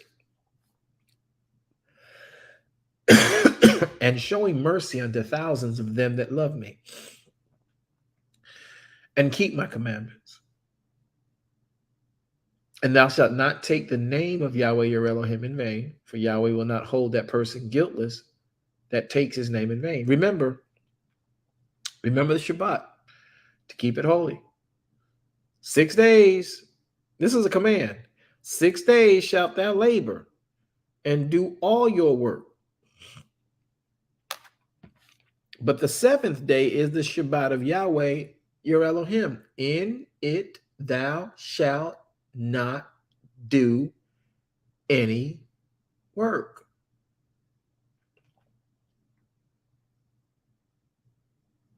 Your manservant, your maidservant, your daughter, your cattle, your strangers within your gates. 6 days Yahweh made heaven and earth, sea and all that therein him dwells, and he rested on day 7. Wherefore Yahweh baruch the Shabbat and kodeshed it. There it is again. He baruched the Shabbat and he blessed it. He kodeshed it. He baruched it. There it is. There it is. He baruch. There it is. Baruch. He literally kneels down to man who kneels down to him in the Shabbat and makes it a benefit to the man. Then it says he literally baruched it, verse 11, the Shabbat, and he hallowed it. That word hallowed again is the word kodesh. In that he makes a pronunciation. He appoints and bids and consecrates and dedicates and hallows and keeps, prepares and proclaims for them that he is baruching.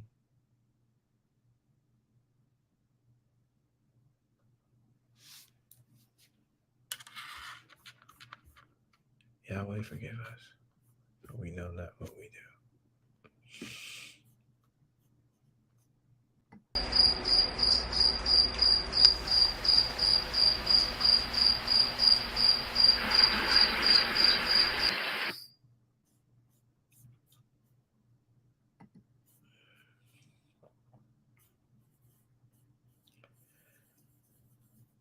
Wherefore Yahweh baruched the Shabbat day and kodeshed it.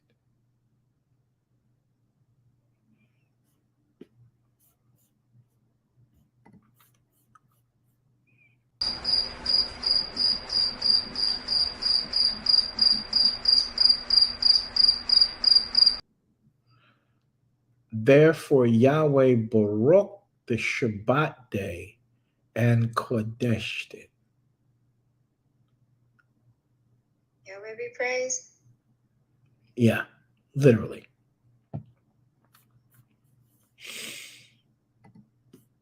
Okay. So now, how do we Shabbat? Isaiah 58, 13 through 14. We started off, we led there earlier because it's the best way to look at how you Shabbat, whether it's a Moedim or the High Holy Day. But at the end of the day, it is what it is. Look at what he says, Isaiah 58, 13 through 14. He says, if you turn away your foot from Shabbat, from doing your pleasure on my holy day, if you'll call the Shabbat a delight, if you will call the day Kodesh of Yahweh honorable, and shall honor him, not doing your own ways, nor finding your own pleasure, nor speaking your own words, then shall you delight yourself in Yahweh. And Yahweh says, I will. There it is. The I will that I will be that I will be. I will cause you to ride upon the high places of the earth.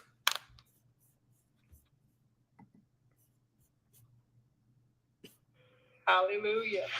Okay, I was just about to go there. Okay, I'm so glad somebody caught that. Then Yahweh says, if you'll do this, you will be found as delighting yourself in Yahweh. And Yahweh says, I will cause you to ride upon the high places of the earth. and I will feed you with the heritage of Jacob your father. By the way, the mouth of Yahweh Sabaoth hath spoken it. Hallelujah. There you Yahweh go. be praised. That's what you want to say. That's exactly it.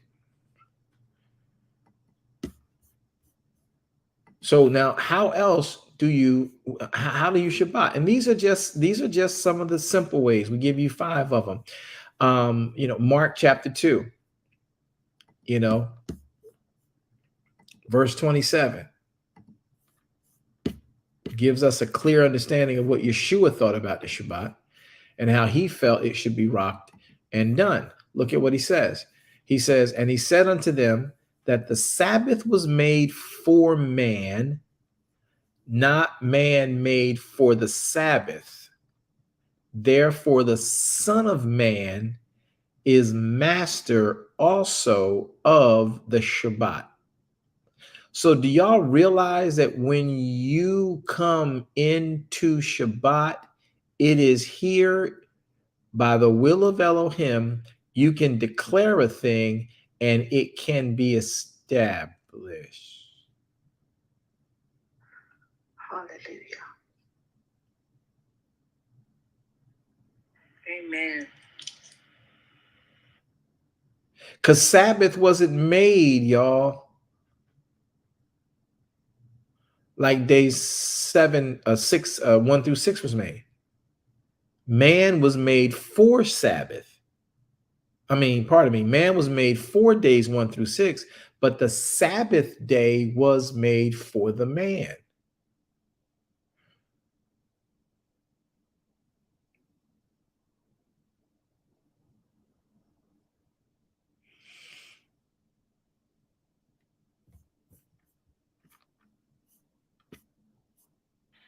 Wanda, Yes. could you break down a little more how we are the master of Sabbath?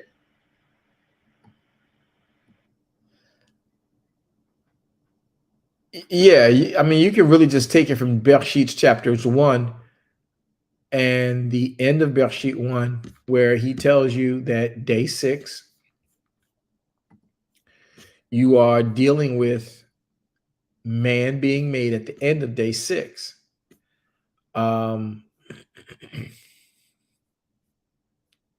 You could just take it from verse number 20, just to get it in context. Here, I'll tell you what, I'll take it real quick to verse 19. All right, so to break down how we are the masterpiece. All right, look at this. This is the writ, y'all. Look at it. I'm going to put it on the screen for y'all. Here you go. Bereshit chapter 1, Genesis chapter 1, verse 20. And Elohim said, verse 19. And the evening and the morning were the 4th day. Elohim said, let the waters bring forth abundantly the moving creatures that have life, and the fowl that they may fly above the earth in the open firmament of heaven.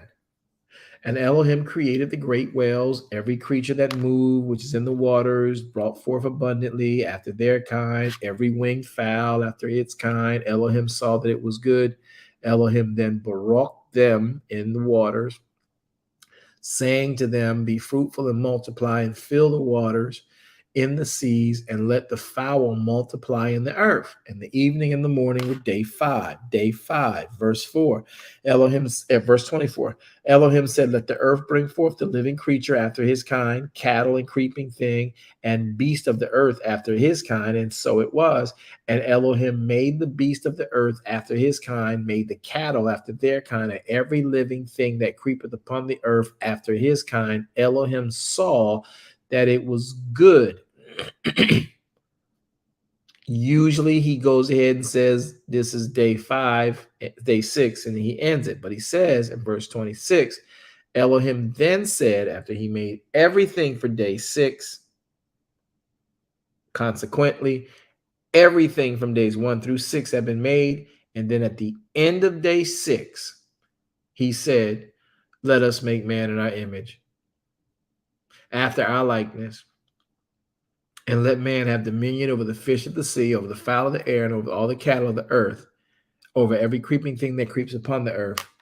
Therefore, verse 27, Elohim, so Elohim created man in his own image. In the image of he created him, male and female. He baruch them. He said to them, be fruitful, multiply, replenish, subdue, dominion over the fish, fowl, the air, and every living thing that moves on the earth. Verse 29, and Elohim said, behold, I've given you every herb, which is upon the face of the earth, which is the tree of the fruit, which is the fruit of a tree yielding seed.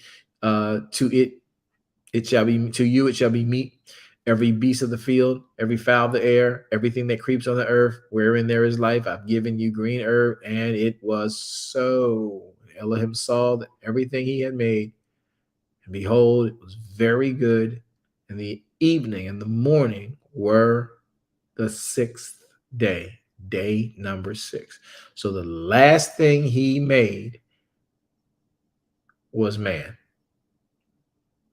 to have dominion. We are the masterpiece of creation. We are the dominant holder of creation. We are designed to be in dominion in the element of the Eretz, in the element of the Adoma that we live. Not in the waters, but on this dry ground, we're supposed to be the element that has dominion. Does that help? Yes, sir. You didn't sound excited. Nobody sounds excited today. I don't know. Okay. I'm delighting in Shabbat. Luke chapter 6. Taking it all in, Apostle. Luke chapter 6. I hear you. Luke 6, verse 5 and 6. Pretty much the same thing you just read in Matthew. But look at Luke 6, 5 and 6. It's very important. Pay attention.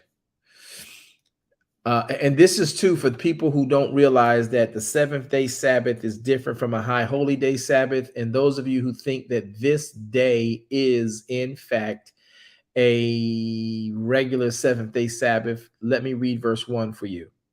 And it came to pass on the second Sabbath after the first Sabbath. This is an indictment that this is during a high holy day. It could be Sukkah. It could be Pesach.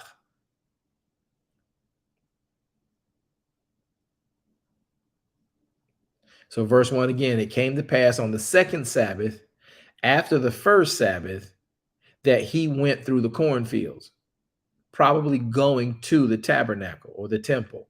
And his disciples on their way plucked ears of corn and did eat the corn by rubbing the corn in their hands. And a certain of the Pharisees said unto them, why do you and your people do that which is not lawful to do on Shabbat? Now, if in fact this is a seventh day Sabbath based on the law that Yahweh gave Moshe, would the Pharisees be out in the streets or would they be dwelling in their own homes? They'd be in their own homes.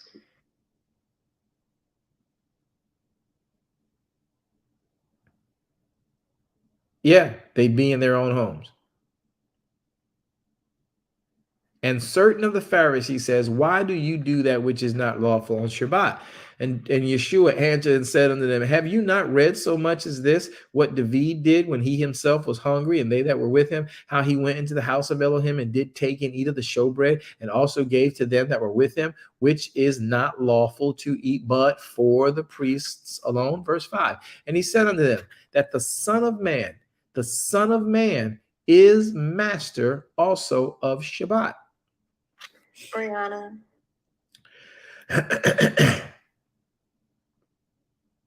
And verse 6, just to prove this is not a seventh day Sabbath, verse 6 says, and it came to pass also on another Sabbath that he entered into the synagogue and taught. Well, you don't enter into the synagogue on any Sabbath but the Moedim.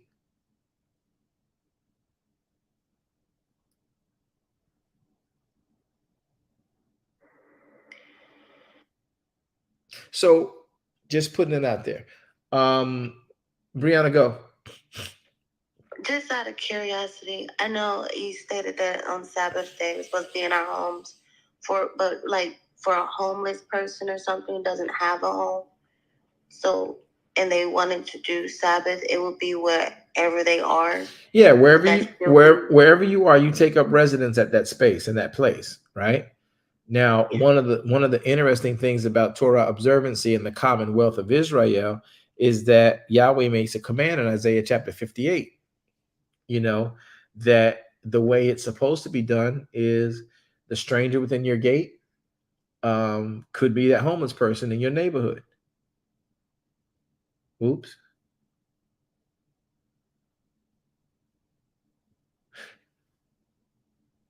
The anointing that breaks the yoke, the fast that Yahweh calls means, let me go read this. Yeah. All right, let's go to Isaiah 58. Y'all ready? Let's go. Isaiah 58. I'm going to put up on the screen again. All right.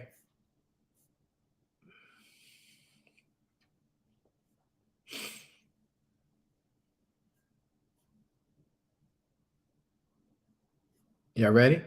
Isaiah 58, verse 5. Look at it. It's on the screen.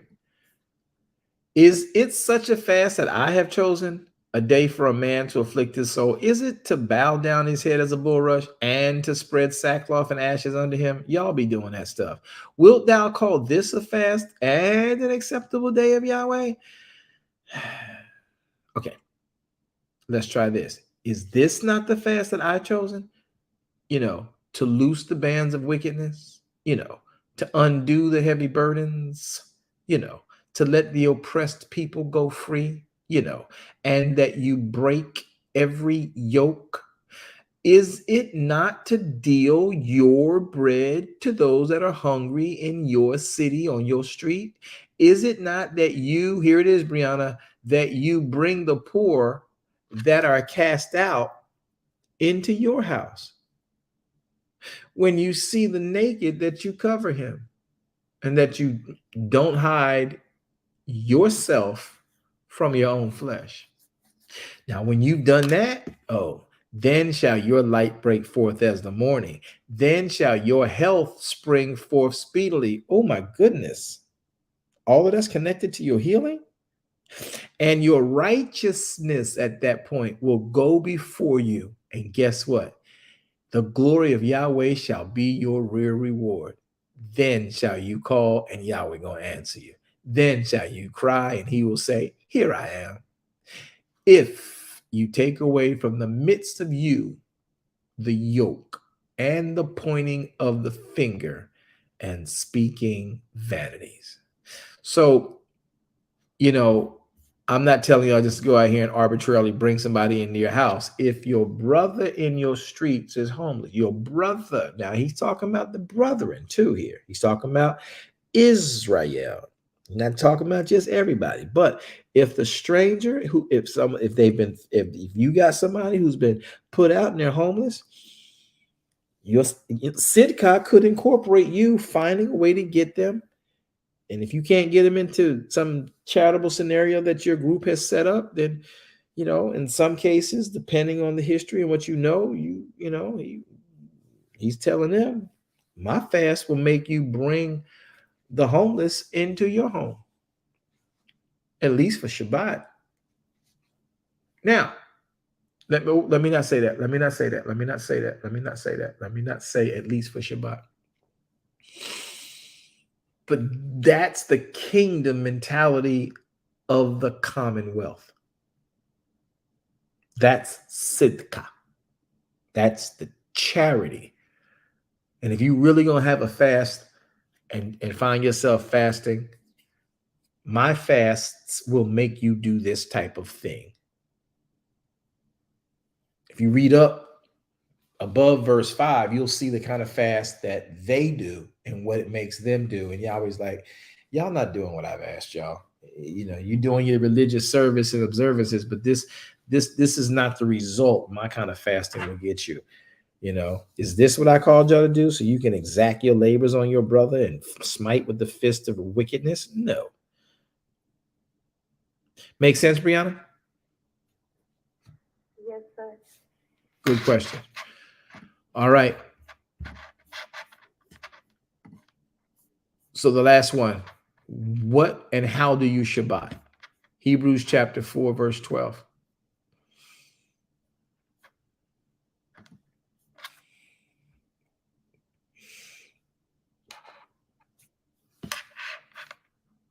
Hebrews 4:12. I'm getting there. I'm getting there. All right. Hebrews chapter 4, verses 4 through 12, actually.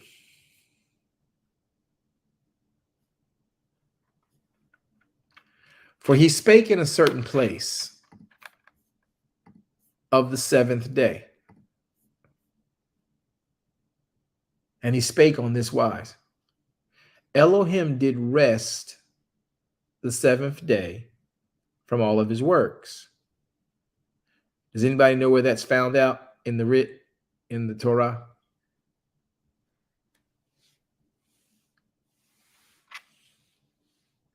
Genesis 2, 1 through. Exactly. He rested from all of his works, verse 5. And in this place again, if you shall enter into my rest, y'all realize that the rest of Yahweh is a real place. It's serious to him. Seeing therefore the place of rest remains, the day of rest remains, so that some others must enter in. And quite frankly, to they to whom it was first preached, they entered not in because of their level of unbelief. Verse 7. Again, he harizo, he limiteth a certain day. And that word limiteth, as I stated earlier, is the word harizo. And in the Greek, one of the few words I like, it means it too, watch this, it makes appointments, it set decrees, it declares things, it ordains things, it determines things. So wait a minute. He caused harizo in a certain day. He proclaimed things, appointed things. He's declaring things. He's determining things. He is ordaining things. He is setting things forth for you.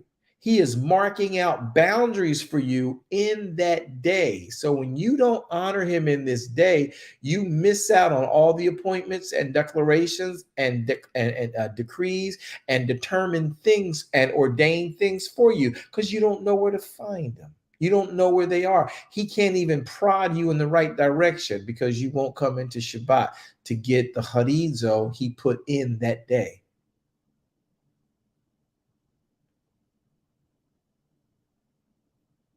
Verse 7.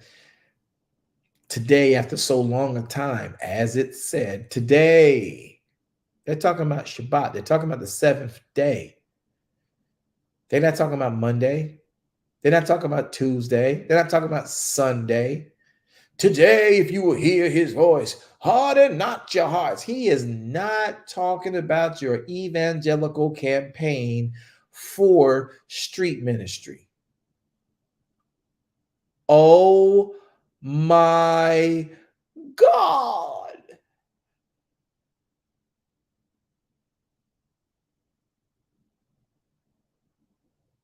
I must be the only one up. I gotta be the only one awake.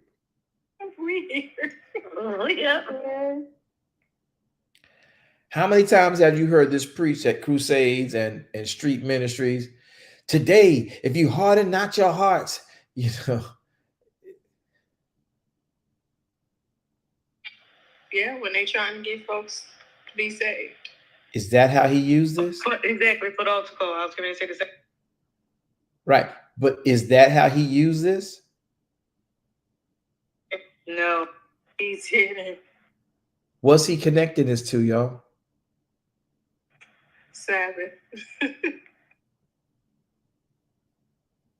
I find that funny too. Does anybody else find that funny? Yeah. My dear beloved Pastor Spencer, she says they repurposed it. They repurposed it. It's been repurposed Today, if you will hear his voice, harden not your hearts. Listen, y'all. Today, the seventh day, is the day you're supposed to hear his voice. Because you're not supposed to speak your own words. Ooh.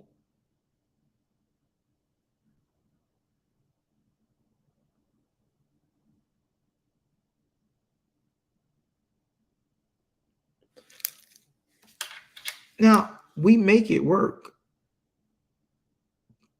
but we doing it our way. He was not talking about telling the people who are unsaved, today, if you harden not your hearts. That wasn't what he was saying. What's the name of this book we're in, y'all?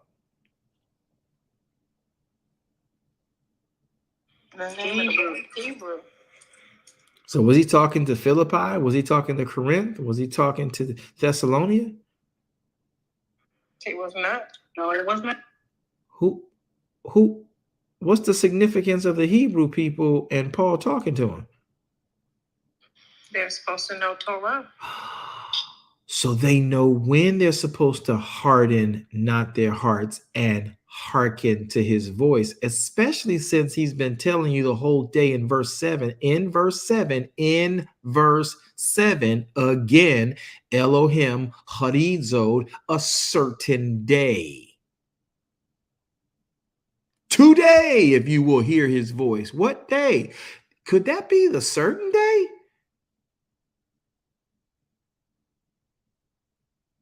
And not like we don't have precedent in verses 1 through 7.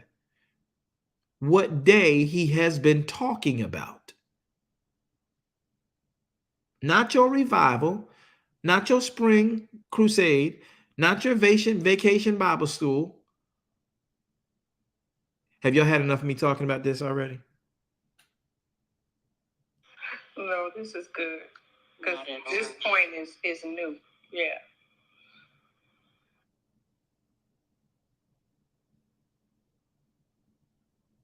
Today, if you will hear his voice, you're supposed to hear his voice when you're reading his word. Conviction and instruction and enlightenment happen when you are sitting in Shabbat, just reading through his word. Have the word on. I'll tell you now, have the word on your iPad, your computer. Just let it run just let the Torah just run on replay all through your house on Shabbat. You will.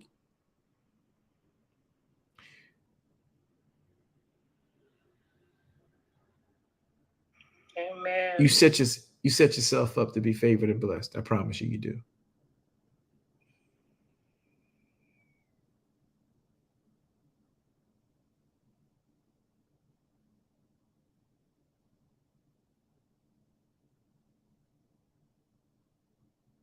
Does anybody see? Well, no. Okay. Breathe, Jones. Just breathe. Hallelujah.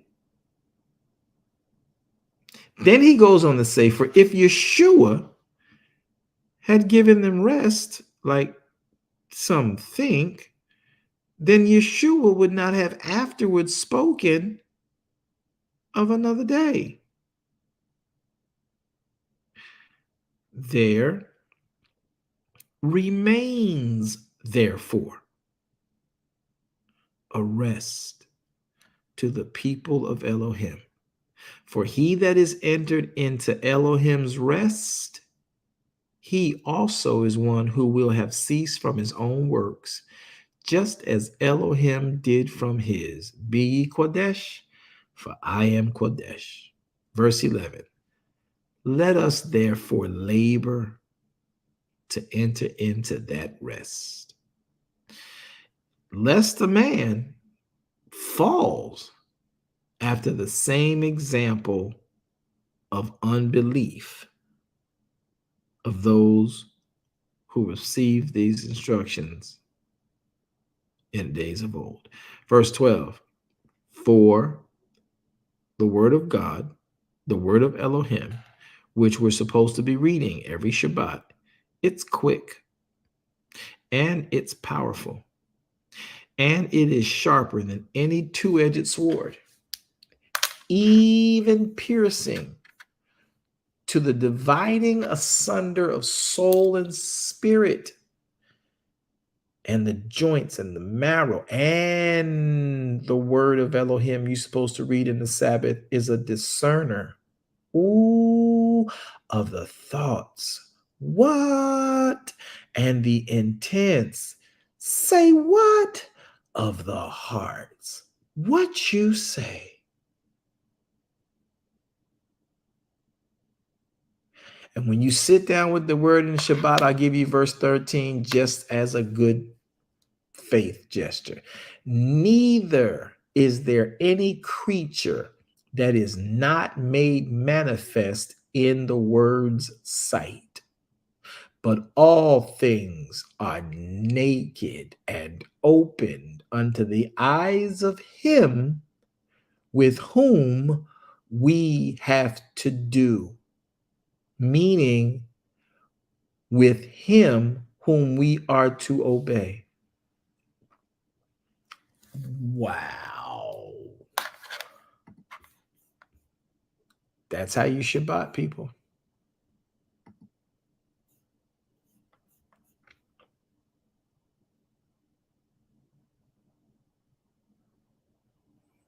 All right. We're going to let you guys get some rest.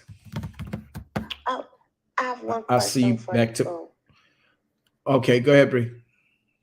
You mentioned that, because I hear you say the scripture a lot about the word being a two-edged sword. You just read it. Mm-hmm. Chapter. Yes. Hebrews 4:12. Mm-hmm. Yes, sir. So that applies just not for a holy day. That just applies at any point in time when you use the word. Right. First off, you can't use what you don't know how to use, what you've not practiced. Shabbat and the Moedim are days of rehearsal. So when you come into Shabbat and you start opening and practicing and learning how to yield or how to wield the word of Elohim, because you're practicing with it, you're reading it, you're getting to know it, you're knowing how to weight it and wear it and hold it and dress with it. When you have to use it, yes, it is sharper than any two-edged sword. And it's really not about you using it on an enemy. It's about you using it on you.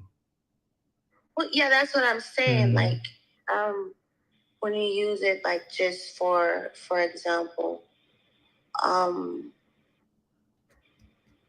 do I say it? Like, if you're just emotional about a loved one or family member or something, and you want to go to the word, like you've taught us to filter things through the word, and when you filter it through the word and you use whatever you filtered the word that you came across and filter it with, is that considered using it as a two-edged sword? I guess that's what I'm saying. Is that the same meaning? Yeah, you got to put the whole verse in proper context. The word is powerful. The word it's quick. The word in many cases is sharper than a two-edged sword. It'll cut going in and cut coming out. It also has the ability to pierce, meaning to separate. It's so sharp it will divide soul from spirit. Whatever kind of spirit is trying to attach itself to your soul, if you got the word in you, it will carefully, meticulously carve that spirit, may not be of Elohim, off of your soul, which is of Elohim. And when you filter your situations through the word is a discerner, meaning, let's look at the Greek on this word discern. The word is kritikos, right? It is discriminative. It's a discerner. It's decisive. It's a critical element. It shows you what it is. It comes from the word krites, which means it's a proper judge of the thoughts of your family, your friends, yourself, and the intents of your family, your friends, yourself, of each heart.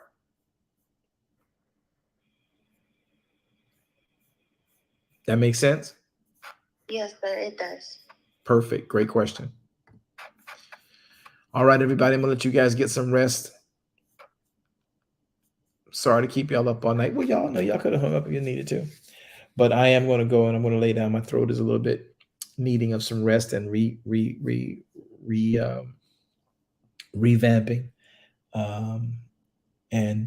We'll see you guys. I'll be prayerfully, Yahweh will be back on tomorrow, reading and sharing the writ again, just so we can stay focused on the charge to not speak and talk our own talk and get caught up in our own stuff. And again, I try to warn y'all guys, you know, everything out here ain't for you, and every Sabbath room isn't a Sabbath room.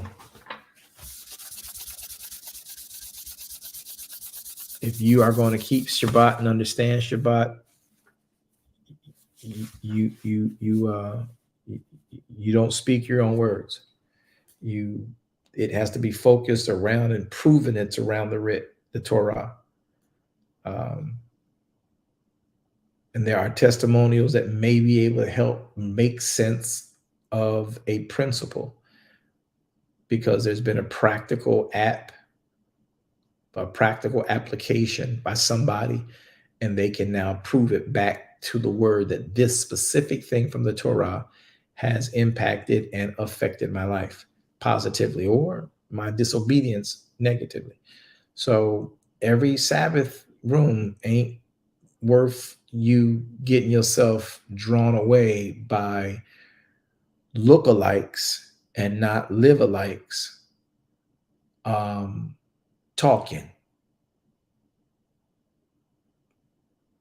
Some people just like to talk. Don't let yourself get trapped out there and not able to comply with Elohim's instructions in the hours of his visitation. Don't let anybody distract you. Every room, every place, every voice, whether they deem to be affiliated with areas you've traveled in times past, is not there for the same purpose that you are honoring Shabbat. Some of this, they're using Shabbat to bolster and push forth some things. I don't judge, but the word judges. And so if you're not going to keep the word, the element in Shabbat, I did not say the Bible. But if you are not going to keep the Torah as your focus in Shabbat, then you're not keeping the Shabbat the way that we just explained it to you. And it ain't that we explained it. All we did was lift off the pages what he said you are to do. And that's what it is. If you love me, you keep my commandments. If you don't, that's your call. So keep that in your minds.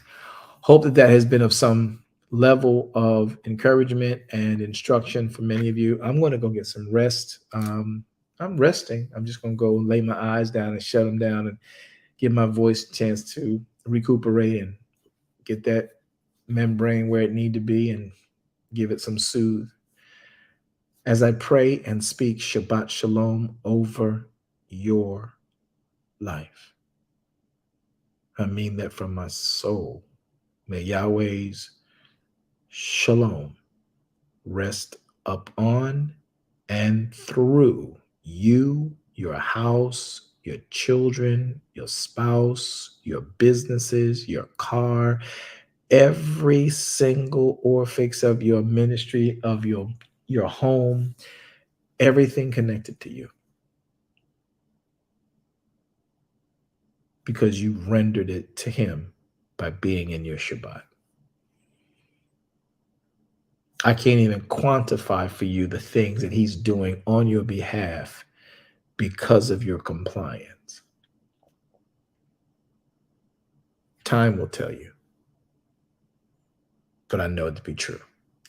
Yahweh, thank you for the day and time again. This is the day you have made. It is my will. It is our will to be re-strengthened in it and be glad you've re-strengthened us. We present our bodies, living sacrifices. Kodesh unto you. Thank you. Thank you for caring for us. Thank you for being consistent, even in our horrid inconsistencies concerning you.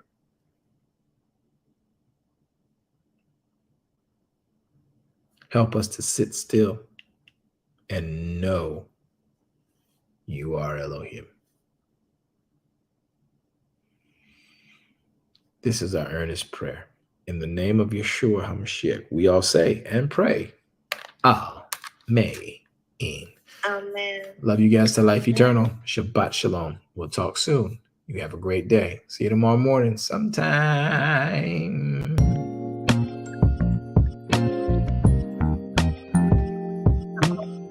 Shabbat Shalom. If you need truth, this is the place for you. Don't need to complicate it. It's best to keep it basic. Open the book, the word itself approved. He's Alpha and Omega, the answer since the early ages. What you should do is learn about the greatest. Just so you know, our door is always open. Let's study together instead of debating. Share our differences. Let love heal all that's broken.